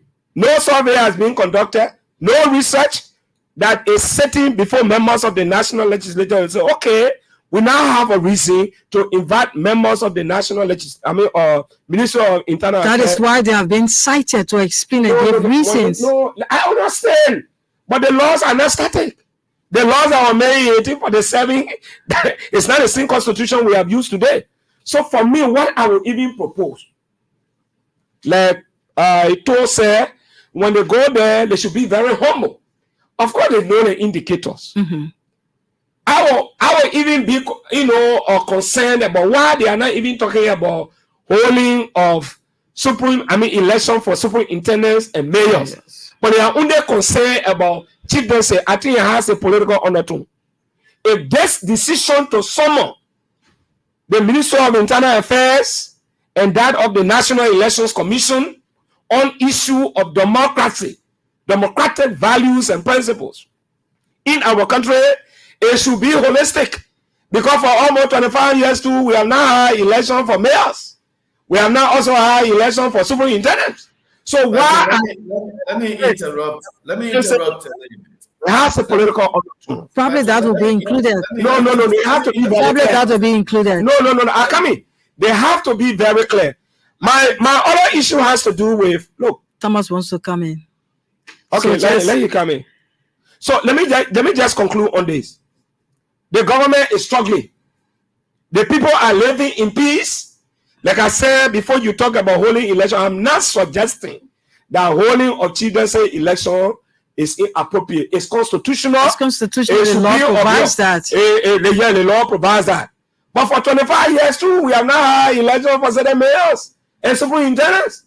So why the lawmakers are not concerned about that? They are only concerned about paramount chiefs and town chiefs election. Why? It has a political undertone. As someone who has sat in the area of public policy, if you say the law is the law should not be discretionary. We're talking about democracy. And for 25 years, mayors and superintendents have not been elected. Why are they not raising that issue? So it has a political undertone. But in the first place, when these people go there, I think for me, we should relax that. Okay. For the sake of upholding our cultural values. Okay. We are not too strong enough to introduce politics to the extent our politics is getting toxic. Imagine as soon as chieftaincy election come, all our grandparents will be politicians. Some political parties will go to them. But they have existed. So the idea of them being politicians wouldn't be something strange. But let's go back to our historical past. Before the coming of democracy, these people conducted the affairs of the state. They have governor. Like Eugene Fagonsa, in Grand Cru and Sano, they have, they all of this. So many towns, everybody leadership, but they've been living in peace. If the government was spending plenty of money on these people, holding chieftaincy positions, and they have been, depleting state covers and corruption, then we'll say, okay, it makes sense. Government is spending enough. And why I say that it's happening this way? But it has, for the fact that it was selected to say, only chieftaincy election, Minister of Internal Affairs, and the National Election So you wanted for it to be inclusive. It should be inclusive because we're talking about democracy. 25 years, mayors and superintendents have not been elected. Are they not concerned about that? Only chieftaincy?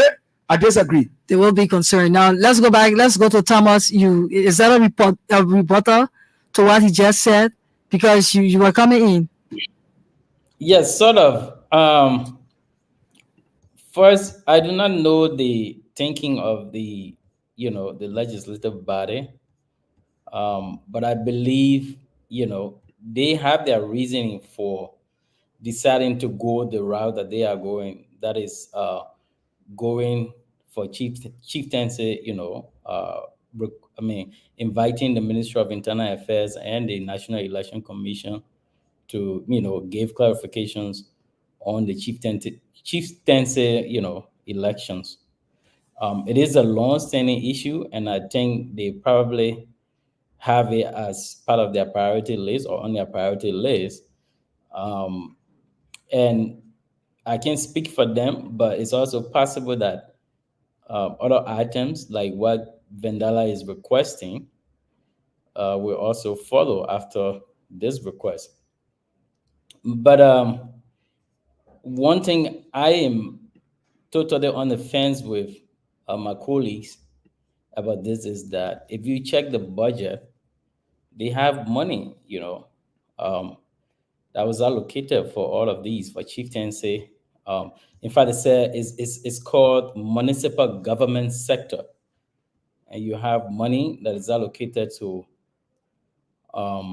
National Council of Chiefs and Elders, And if you go down further, they have other amounts that were allocated, and we're talking about a huge amount here. In 2024, what I'm looking at here, you got like around 300 and some more $1,000. If you are using that money, what are they using that money for? Are they paying the people, or what are they using the money for? So if you have items in the budget that refer to some of these areas of government, I think we should do the right thing and follow the law. If we don't see a fit anymore to have these elections, then let's go back and rewrite our law or make the amendments to make the necessary corrections.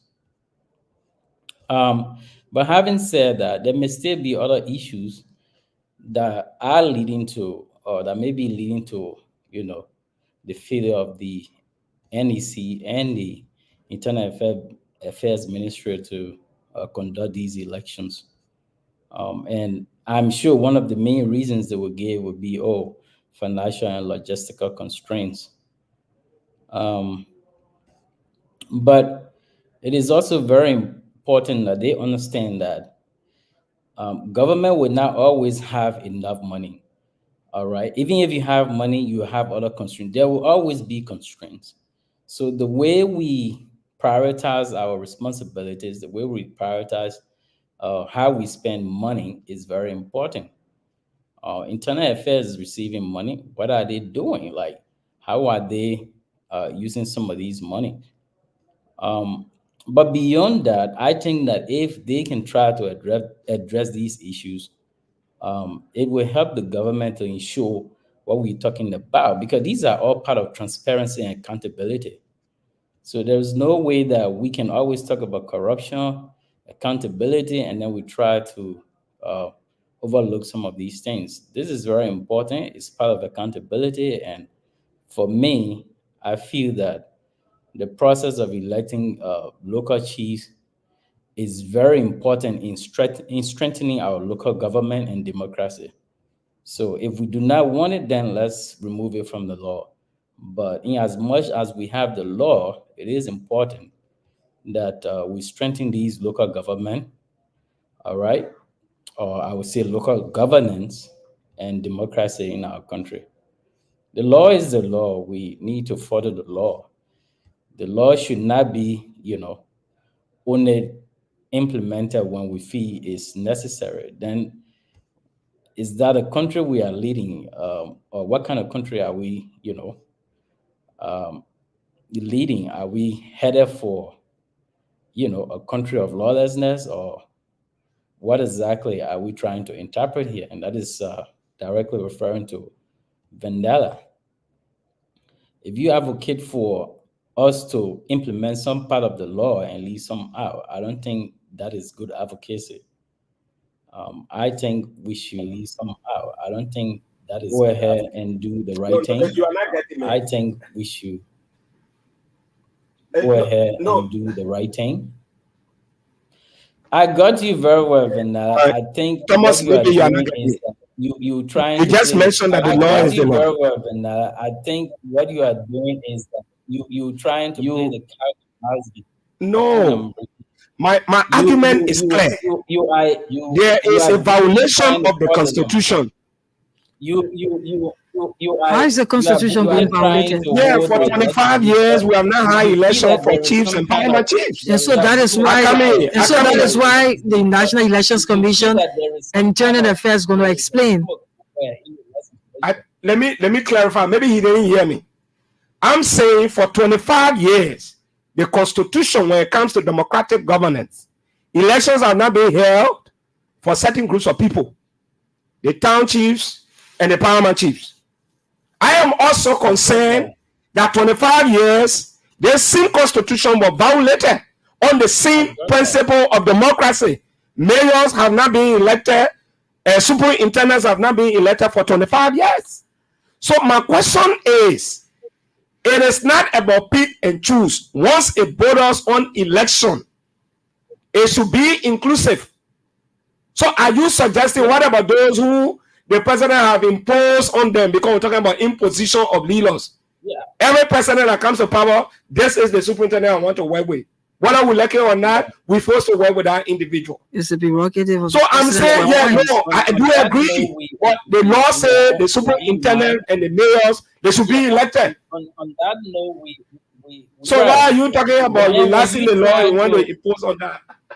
Yeah, when you try to make it sound like the current legislature has an issue, or there's something they are trying to, to hide, or there is something going on that is fishy, that is where I have the problem with you.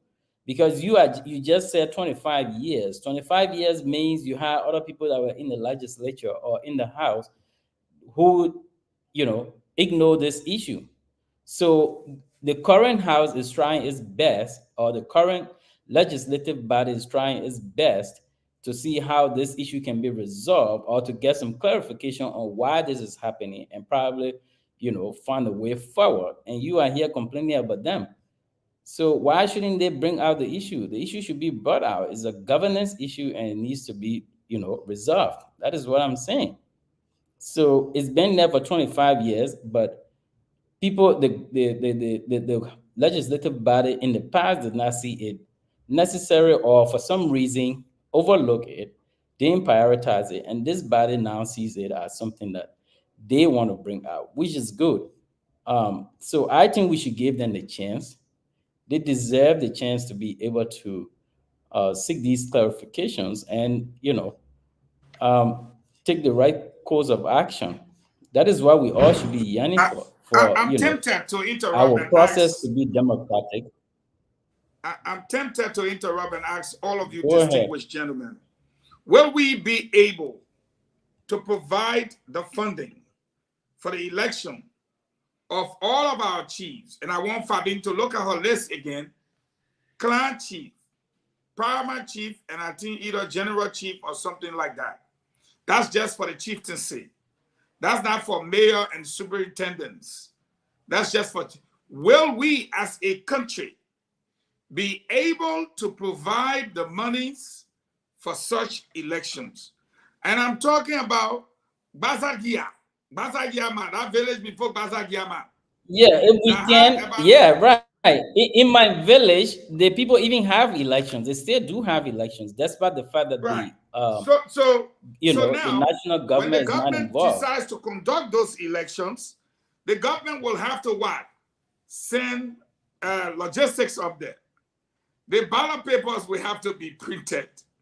The whole thing, look, I'm just looking at the cost versus the reality.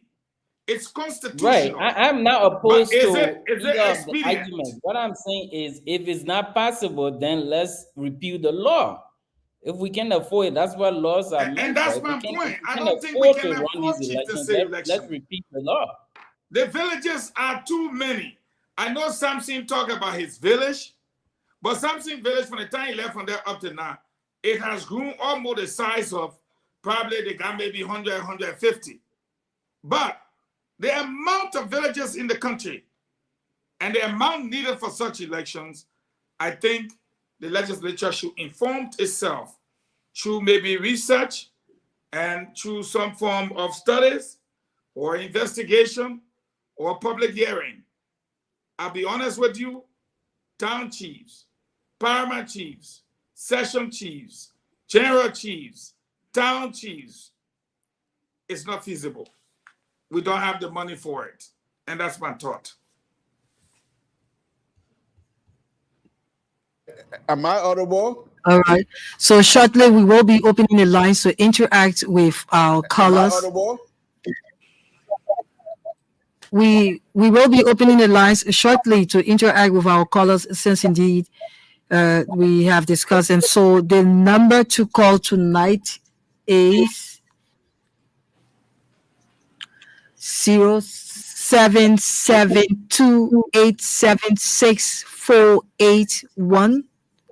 0772-876-481 is the number to call, and you will be live.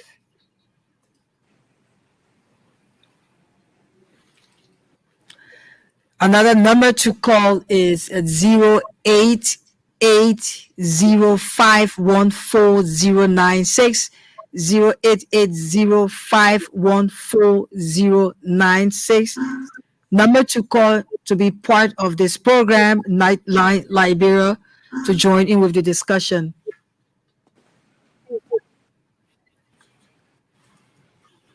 Hello, caller.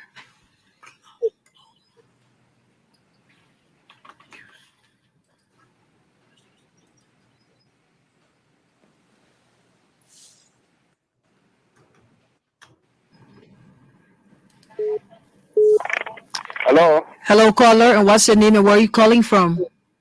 Well, I call from district number 4, Magiri County. My name is Megalu Matua Kluko. Fandala laugh at that name. So why do Thank you why do you make up the topics we had tonight discussing the issue with Senator Amara Kone calling on the executive branch to ensure the full implementation of audit reports released by the GAC? Well, firstly, let me say thank you very kindly to you people. And thank you for the program and the discussion this evening. I would like to say in this polite manner that I strongly support what said. I'm supported very kindly because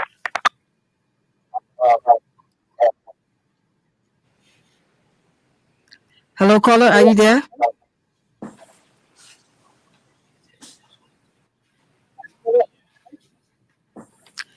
Hello, caller, what's your name and where are you calling from? my name is Mr. Apostle.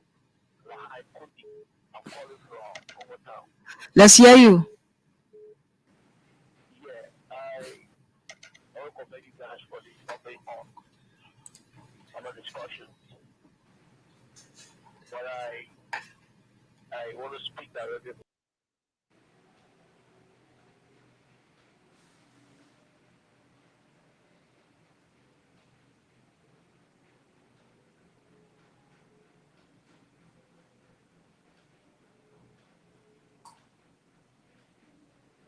Fabi, we can't hear you.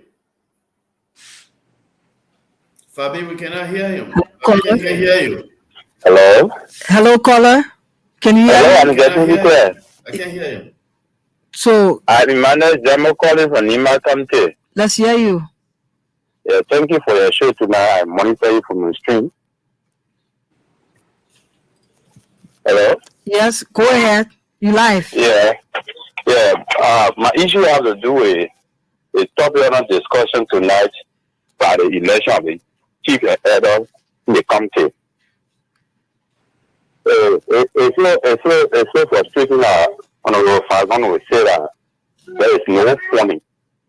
We have a whole lot of resources in the country that we can at least make the country or the country to be better. The reason when the president appointed those people, they said that I work at the pleasure of the president. They don't respect the citizens that they work along with because they feel that they are only appointed by the president.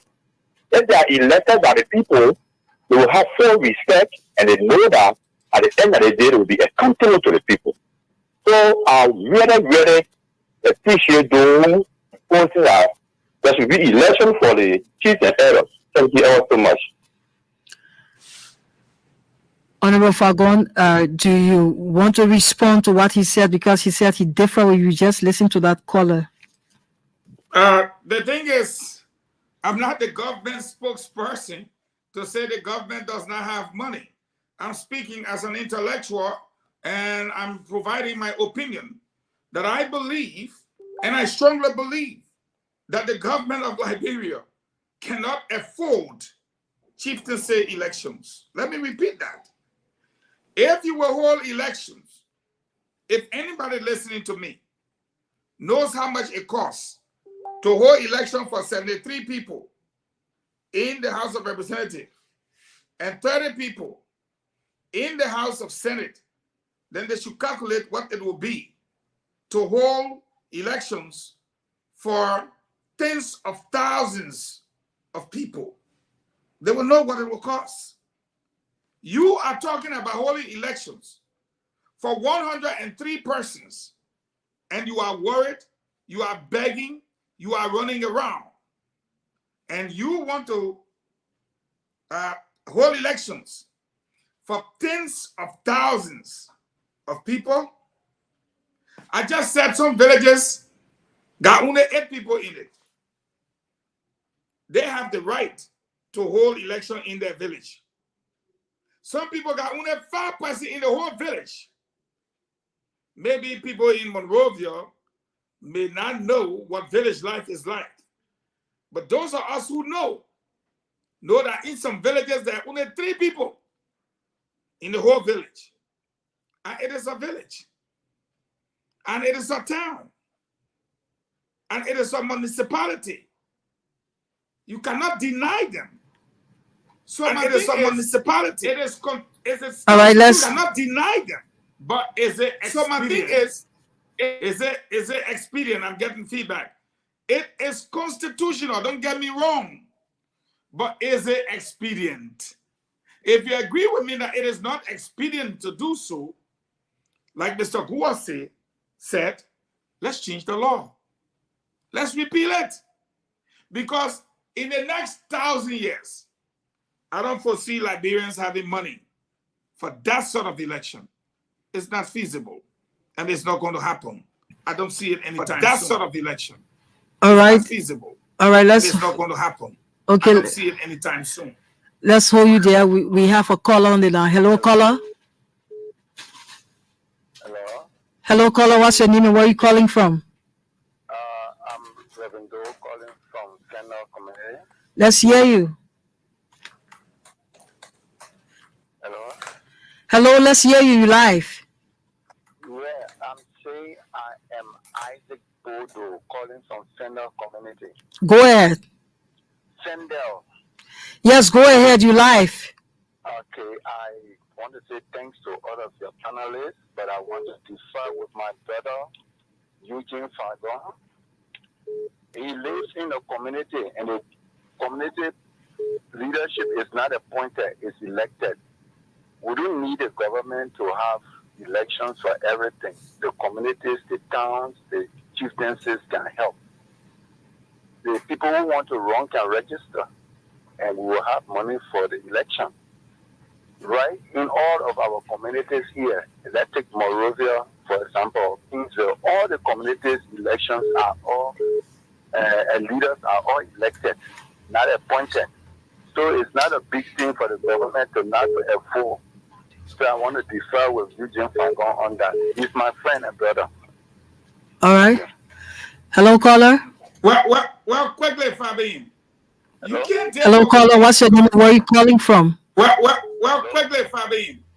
You can't differ with me because what I was trying to say is this. How can you differ with me when it comes to community elections? That is not constitutional. Where in the Constitution you see they say Block A, you have a high election for Block A. This one is by law, and the government is under obligation to pay for it. You can say Block A and Block B having election, so everything government do is not money. This one is constitutional, so it requires money, and the government is under obligation to pay for it. Not community radio, community election, Swankamo community, or Kubacho community, or Blajinaya. That's quite different here. What we're talking about is what the law says. And that's why the legislators are calling them tomorrow or the day after, whatever, to come and show cause why they have not had these elections. Do you see lawmakers calling Gubacho Market community or Blajinaya? So, I agree to differ with you, but you have to look at the facts.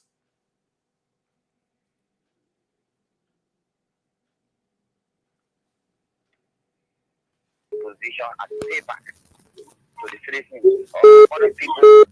Hello, caller. Hello, how you doing? What's your name and where are you calling from?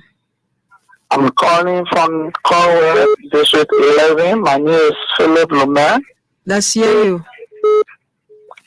Yeah, I want to My point here on the election of the chief in the various towns in our district or county. If we can have $45,000 to pay for one car for one lawmaker, why you think government not have the ability or the capacity of conducting election for our chief in the villages? Hello, caller. What's your name and where are you calling from?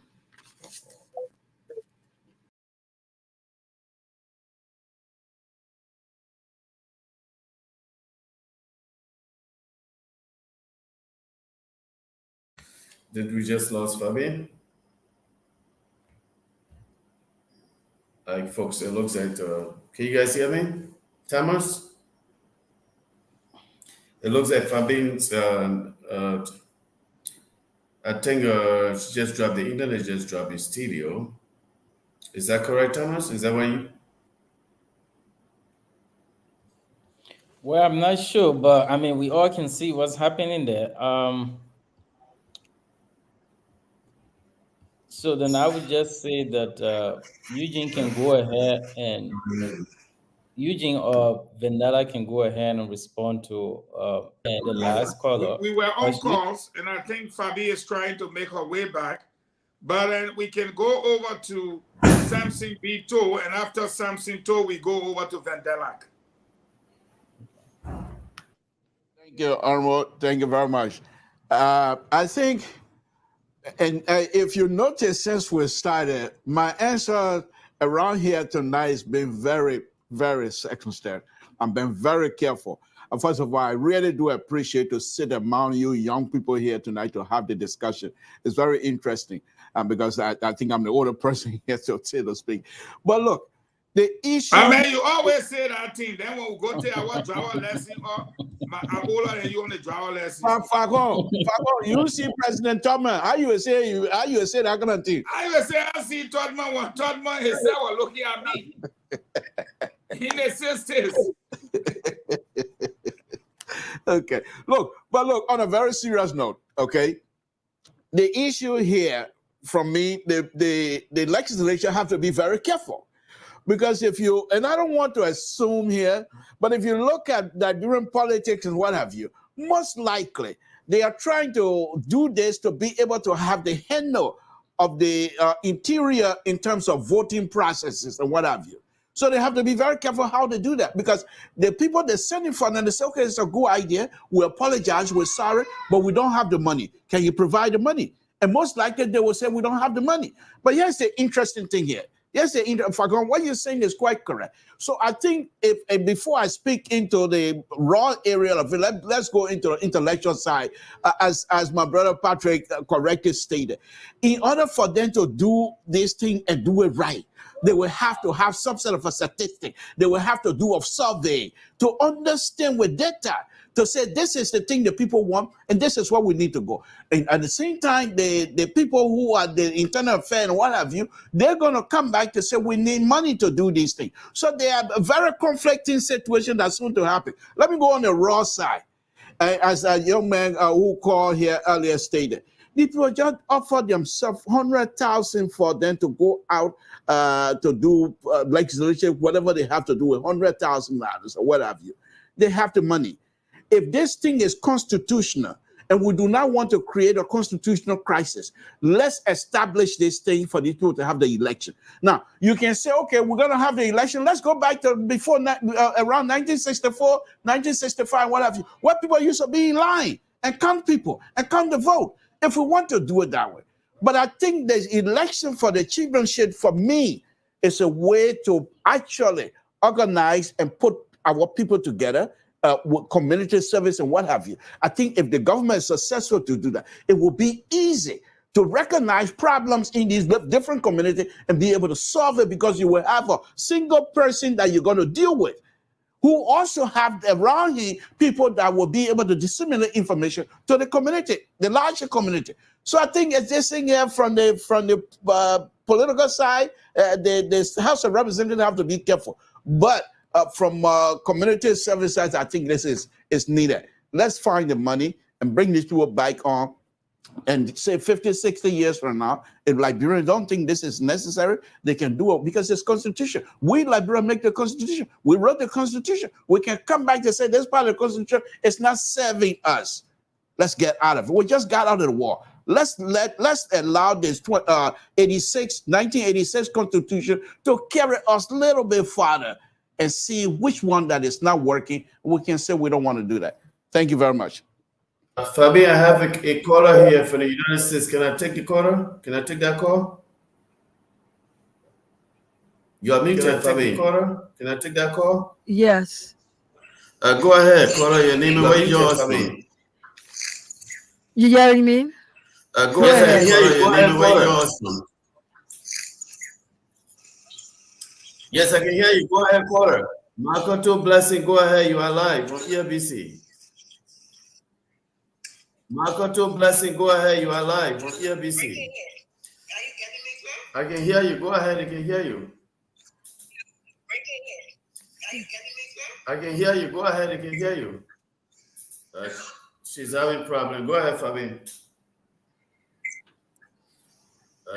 She's having problem. Go ahead, Fabi. Yes, you've just listened to your colleague, and so we having diverse views here on the program tonight because Fagonza is expedient why Vandalak and Thomas are on the same road, and so I'm coming to you, excuse me, D Flo, to still go back to the elections of Paramount, Clan, and town chiefs should be done with registered voters. And so with that process, do you think, my question again is, do you think that government is capable of providing fundings? Because with the the citing of excuse me, with the citing of both Ministry of Internal Affairs and NEC, they are the ones that are going to provide information before the House.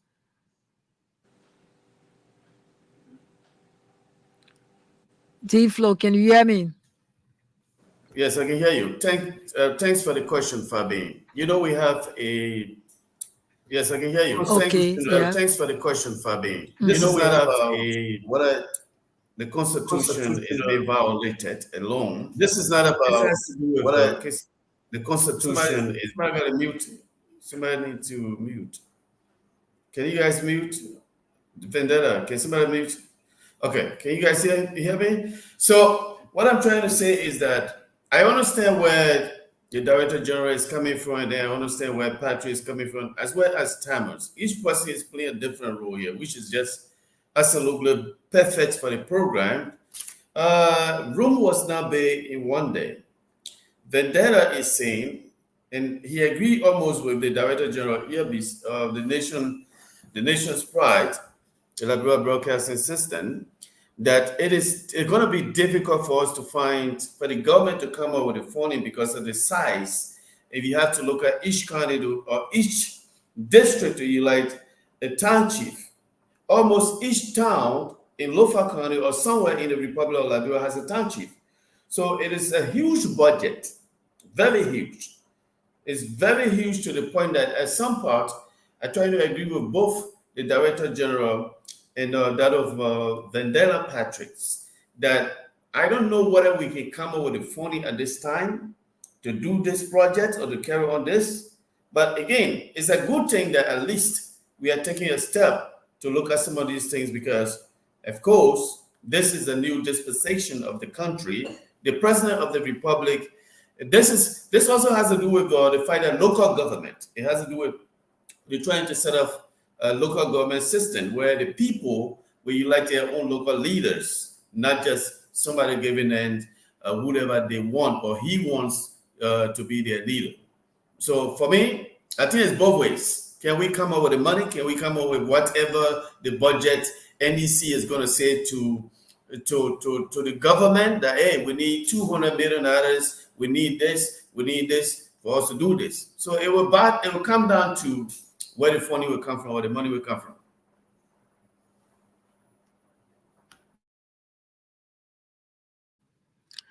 And besides that, whenever we have elections in the country, funding seems not to be a problem, if not so, because once NEC comes up with a budget and and suggest and make an appropriation. We have funding for the election. So for the chieftaincy, I think it's going to be something that they will have to explain before the House, because people wouldn't want to say that they want to hold on to power perpetually. Because if we're talking about since 1999, it's been years. And so once the Constitution provides that, I think it's about time that NEC and the Ministry of Internal Affairs clarify these issues. Because if you have somebody who has been a paramount chief, for example, to where I come from in Maryland County, and has been holding on since maybe probably 1997 and 1998, and according to Vandala, have been living in peace, it's about time now to go back to the Constitution that provides, they go back to the law that provides that there should be an election with registered voters. And so the issue of money, probably when they are being cited and given receipts before the House, I think the money gonna come in, because this is something that we cannot shy away from once the law provides that. Remember, the law is the law. And so once the law provides that, we cannot shy away from that. And so once the clarification is being done, we expect to hear something coming up. And to another point, based on what Vandala said, I understand that we discussing paramount chief, clan chief, and town chiefs, but then he came about, excuse me, he came about talking about superintendents and city mayors. And so I think and believe that it's a prerogative of the president to appoint them. And once they have been appointed to those positions, I think after that, it will be in line with the chieftaincy or what have you. But as I said earlier, the law is the law, and that is the law. They should go for elections. They should have elections with registered voters. So I go back to Thomas again on that issue. For me, I don't have a definitive stand on this issue. For me, I don't have a definitive stand I want to take. What I would say is that if once those guys are invited, what I would say is that once those guys are invited, can someone mute themselves? Once you get in that echo, it should remind you to mute. All right. So I'm very much aware that, yes, like we all have been saying, one of the first things they are going to say is, financial and logistical, constraints. But I'm also, when Fabian just mentioned since 1990 or since the 90s, I decided to just quickly do a research on the population of Liberia around that time, like in 1990, and then the population now. Now, the population then was like 2 million. And of course, that encompasses foreigners and other stuff. So if you look at the population growth, we have a population now of like 4 going to 5 million. I think that, like others said, the growth in population is also impacting the number of towns, villages, and thereby also impacting the strain on resources to be able to conduct these elections. So whether they will come up with an idea, I would suggest they come up with a way to probably do some kind of like demarcation, I would say, or basically divide some of these places, look at a couple of villages and say, hey, the population here is below a number. So come up with a threshold, in other words, of the number of persons that constitute a town, and then that constitutes or allows for election in those areas. So say, for example, we have these representative elections, right? The population is determined, the number of persons in a particular locale is determined, and then is then indicated or earmarked for an election to be held, or a representative to be to represent that district. Is divided. They are divided into districts. So if we can look at a couple of towns and merge them as one political town, basically, as you would call it, one political division, which would be a town, that can be represented by a town chief, that will also be great. But looking at the resources and the population growth, I think somewhere in between there, will be part of the issue that we are discussing today. Yeah, discussing today. My producers are telling me about the Yeah. time, and so we will get back to you shortly about your parting comments, because my producer is in the back telling me is after that, and so we go back to Eugene Fagon to give us his parting comments. Well, thank you, Fabian, and let me thank all of my fellow panelists here tonight. It's important for me to set the record straight. I know Vandela spoke about superintendents, but that's Article 54 is very clear. The superintendent is appointed, Article 54D to be specific, that the president shall nominate and with the consent of the Senate appoint a commission superintendents, other county officials, and officials of other political subdivisions, unquote. If you look at Article 56, it is very clear in Article 56B of the Liberian Constitution that states, and I quote, there shall be elections of paramount, clan, and town chiefs by the registered voters in their respective localities to serve for a term of 6 years. They may be re-elected and may be removed only by the president for proved misconduct. The legislature shall enact laws to provide for their qualifications as may be required, unquote. So clearly, Fabian, you can see that the Constitution in Article 56B says that there shall be, it didn't say there may, there shall be elections of paramount, clan, and town chiefs by the registered voters in their respective localities. What are we talking here? This is not community elections. So let's look for how many towns we have. So how many paramount chiefs will there be to be elected? Then we go to the clan chiefs, and then we go to the town chiefs. As I said to you, in some towns, Fabian, only 4%. But this Constitution, Article 56B, says there shall be elections. So what are there for? Do we have the money? Sometimes laws are made with respect to time. In fact, all the time. But then when we outgrow the pair of shoes, we need to change it. Not cut the toes. So we need to go back and amend the Constitution and make sure that we're able to operate within our means. Look into our pockets. Do we have the money? Can we put together the logistical support for such? Like I said, I admitted it is constitutional, but it is not expedient. In fact, not at this time. We need more monies to go towards the healthcare system, to go towards education, to go towards roads, agriculture, etc.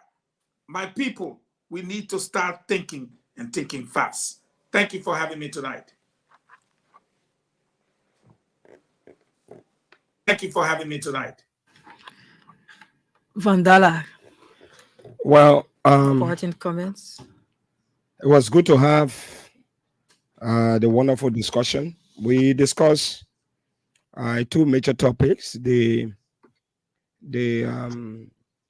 full implementation of the audit report, and I want to maintain that it should be inclusive.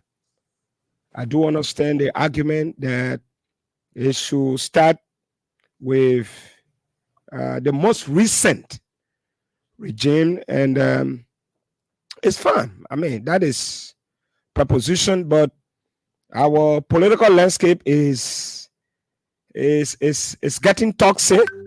We don't want any dark cloud to hang over the audit report. I am proposing, I hope the president of the Republic of Liberia will act in good faith, because he served as vice president in previous government under Ellen Johnson Sirleaf 2 term, and there were people who siphoned and depleted state resources. They are still alive. They are on Liberian soil. If the argument is, there are 63 other reports, let's look at the 2 terms of Madam Ellen Johnson Sirleaf and His Excellency Joseph Numa Boaka, now President of the Republic of Liberia. Then look there and take the most important other reports that the evidence is crystal clear. Maybe we can take 2 from previous regime. Maybe Ellen Johnson Sirleaf will take 2. Honor George Weah will take 2. And then honor His Excellency Ambassador Joseph Numa Boaka, now the President of the Republic of Liberia, will take 2. The president also has the right, under our law, to appoint special prosecutor to fast track, corruption cases in this country. And I'm also sure if the president makes a request, maybe to ECOWAS, to send us lawyers, if we don't have most competent ones, ECOWAS will still do it, because Liberia is part of ECOWAS. So for me, on the issue of the chieftaincy election, well, the law is the law. I'm not saying we should not proceed. However, it is important to look at our priorities. When we begin to have election, these people have been living normal life. 25 years, there has not been any political hulubalu in the areas these people have been living. Introducing a new method of politicking. Very soon, political parties will use this individual to create a kind of political system where our fathers, who are known to live in line with their culture and tradition, they will start becoming politicians. Do we want everybody in this country to be politicians? I say no. We should respect our cultural values. Before the introduction of democracy, these people were living a very peaceful life, and they were living fine without any political, misconception. Again, I want to say thank you for the show tonight, and to the listening public. We're impressed by what you have said, your cause. We can't respond to that now because of time, Father, but I'm happy that the show was carried on successfully. Thank you. Thank you, Father Lak. And let's hear from Thomas. Go, your parting comments before. Well, I think they have actually said, one thing I like to, remind us about is that the audit report is very crucial, is very essential, because it's going to help to restore that confidence, the citizens' confidence. Let us remember that it's going to show that the government is serious, about accountability and transparency, that it is aligning its actions with its campaign promises. So ensuring that this audit process is allowed to be carried out successfully and cases prosecuted is very important. It's going to show results, all right? And then it is also going to help to strengthen the integrity of institutions, because strengthening the institutions is very, very crucial, okay? Because we need to have robust checks and balances within the government, and these are institutions that help to, do those things. And if we achieve these things, or we have these checks and balances taking place, obviously that is strengthening the integrity of our institutions. Then people can be like, yes, we trust the government. We trust that, for example, LSCC and GSC are, capable of, like getting rid of corruption and bringing back, the waste in government, helping to restore that confidence, the confidence of the people, and utilizing those resources into other areas of need for the country. On the issue of the elections of chiefs, I think that until we can, change the law, we need to find sources of funding, be it with other partners, donor partners, or cutting down on other areas or certain areas of government spending or government, projects. Like someone was criticizing the House or the legislative body for how they spend money. I think if there's a way, on every front, every branch of government to cut down some costs and allocate these fundings towards these elections, we should do that. Until we can change the law, let us make provision. Let us raise some funds to be able to take care of these elections. Thank you. To be able to take care of these elections. Thank you. Well, we just listened to our panelists on tonight's edition of Nightline Liberia giving their parting comments. And so do join us tomorrow, same time, same station, same dial for another edition tomorrow. My name is Fadine, and I'm bidding you good night. I guess from something the is Did you leave out waiting. something? Did you leave out something? I guess something is waiting. So, okay. Thanks for the reminder. I'm just seeing it. Let's get something in time, please. So I'm just seeing it. Okay. So let's get your parting comments, Samson. Thank you, Veben. I know it was not done on purpose. I appreciate it. Look, thank you, Veben. I know it was not done on purpose. I appreciate it. Look, Samson, you have your other mic. You have your other monitor open. We have you know your raise. Only one. I only have Samson, one. you have your other mic. You have your other monitor open. Yeah. I only have one. Only one. I only have one mic. One open. Okay.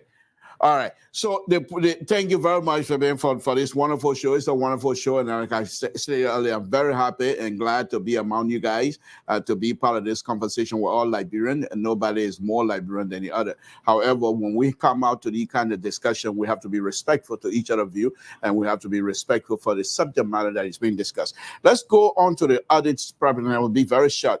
The audit process, once they get out, whatever invitation they have, after they're done, the audit processes, the auditors themselves are part of the institution.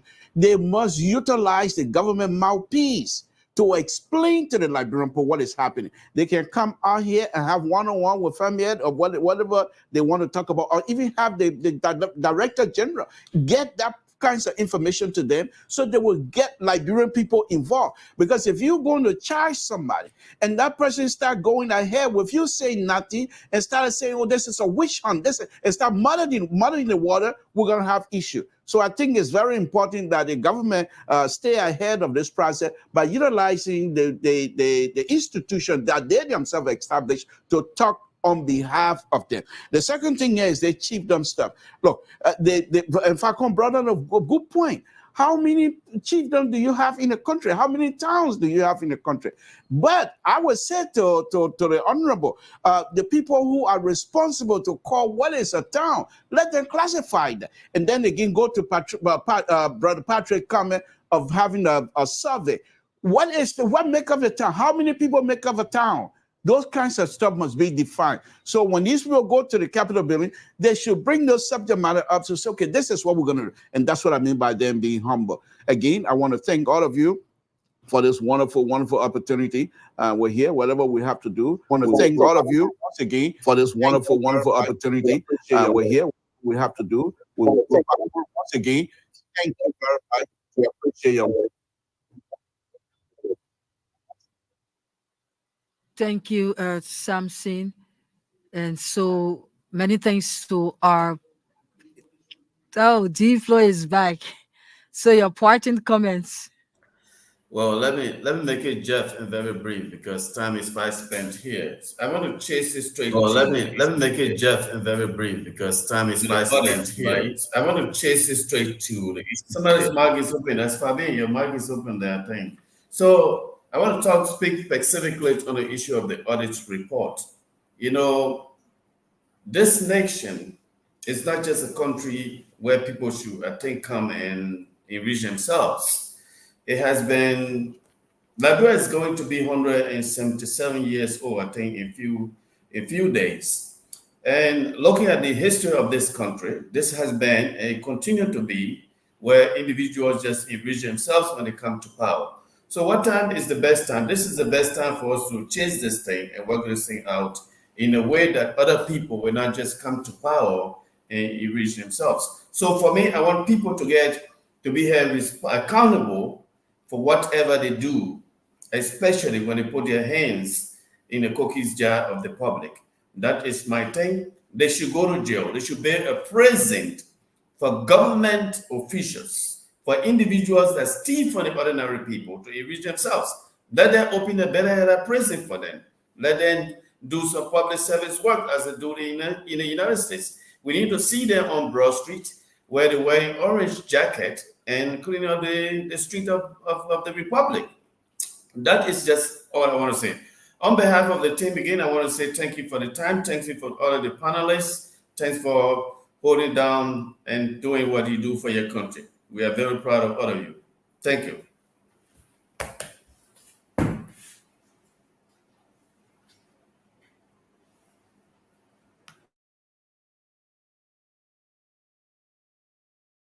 Mark is closed. Fabian, Mark is closed. Eugene Fagon, Dr. Mark is Lester closed. Tenney. Fabian, Mark is closed. Can you hear me? Many thanks to our panelists tonight that we had in the show. And Eugene Fagon, Samson Toll from the US, Dr. Lester Tenney, Thomas Goa, D. Flomo, and Vandala Patrick. They were all our panelists here tonight and tomorrow. We will be back with another edition discussing trending issues from around the country. Until then, my name is Fabienne Kui. I've been your moderator.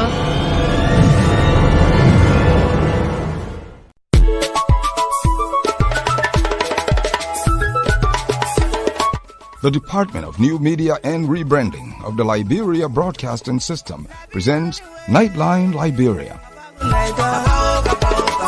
From the valleys of Liberia to the top of Wologisi Mountain, Nimba, Grand Kipmouth, River G, to the coast of Sino, Bassa, Bong, Riverses, Maryland, Margibi, Grand Cru, Bapolu, Grand Jide, and Monserrado. We present to you Nightline Liberia, a primetime talk show loaded with factual news, fresh information, not fiction. Nightline Liberia. We set the tune. We control the airwaves. We are the nation's pride, the biggest platform. Our panelists are some of Liberia's brightest and best political analysts from diverse backgrounds. Like Vandala Patrick, are some of Dr. Lester Zomatic Tenney, Alvin Fadiga, Samson Brown Vandala Patrick, Daniel Sanders, and Eugene Lamin Fangon Fadiga. Samson Brown Tool, Daniel Sanders, Liberia, and Eugene Lamin Fangon with 60 minutes around the country, bringing you updates from LBS correspondents. Begins at 8 Nightline Liberia's final segment kicks off, bringing you panelists and pundits from 9 p.m. to 11 p.m. Liberia's final segment on trending national panelists and pundits from 9 p.m. to 11 p.m.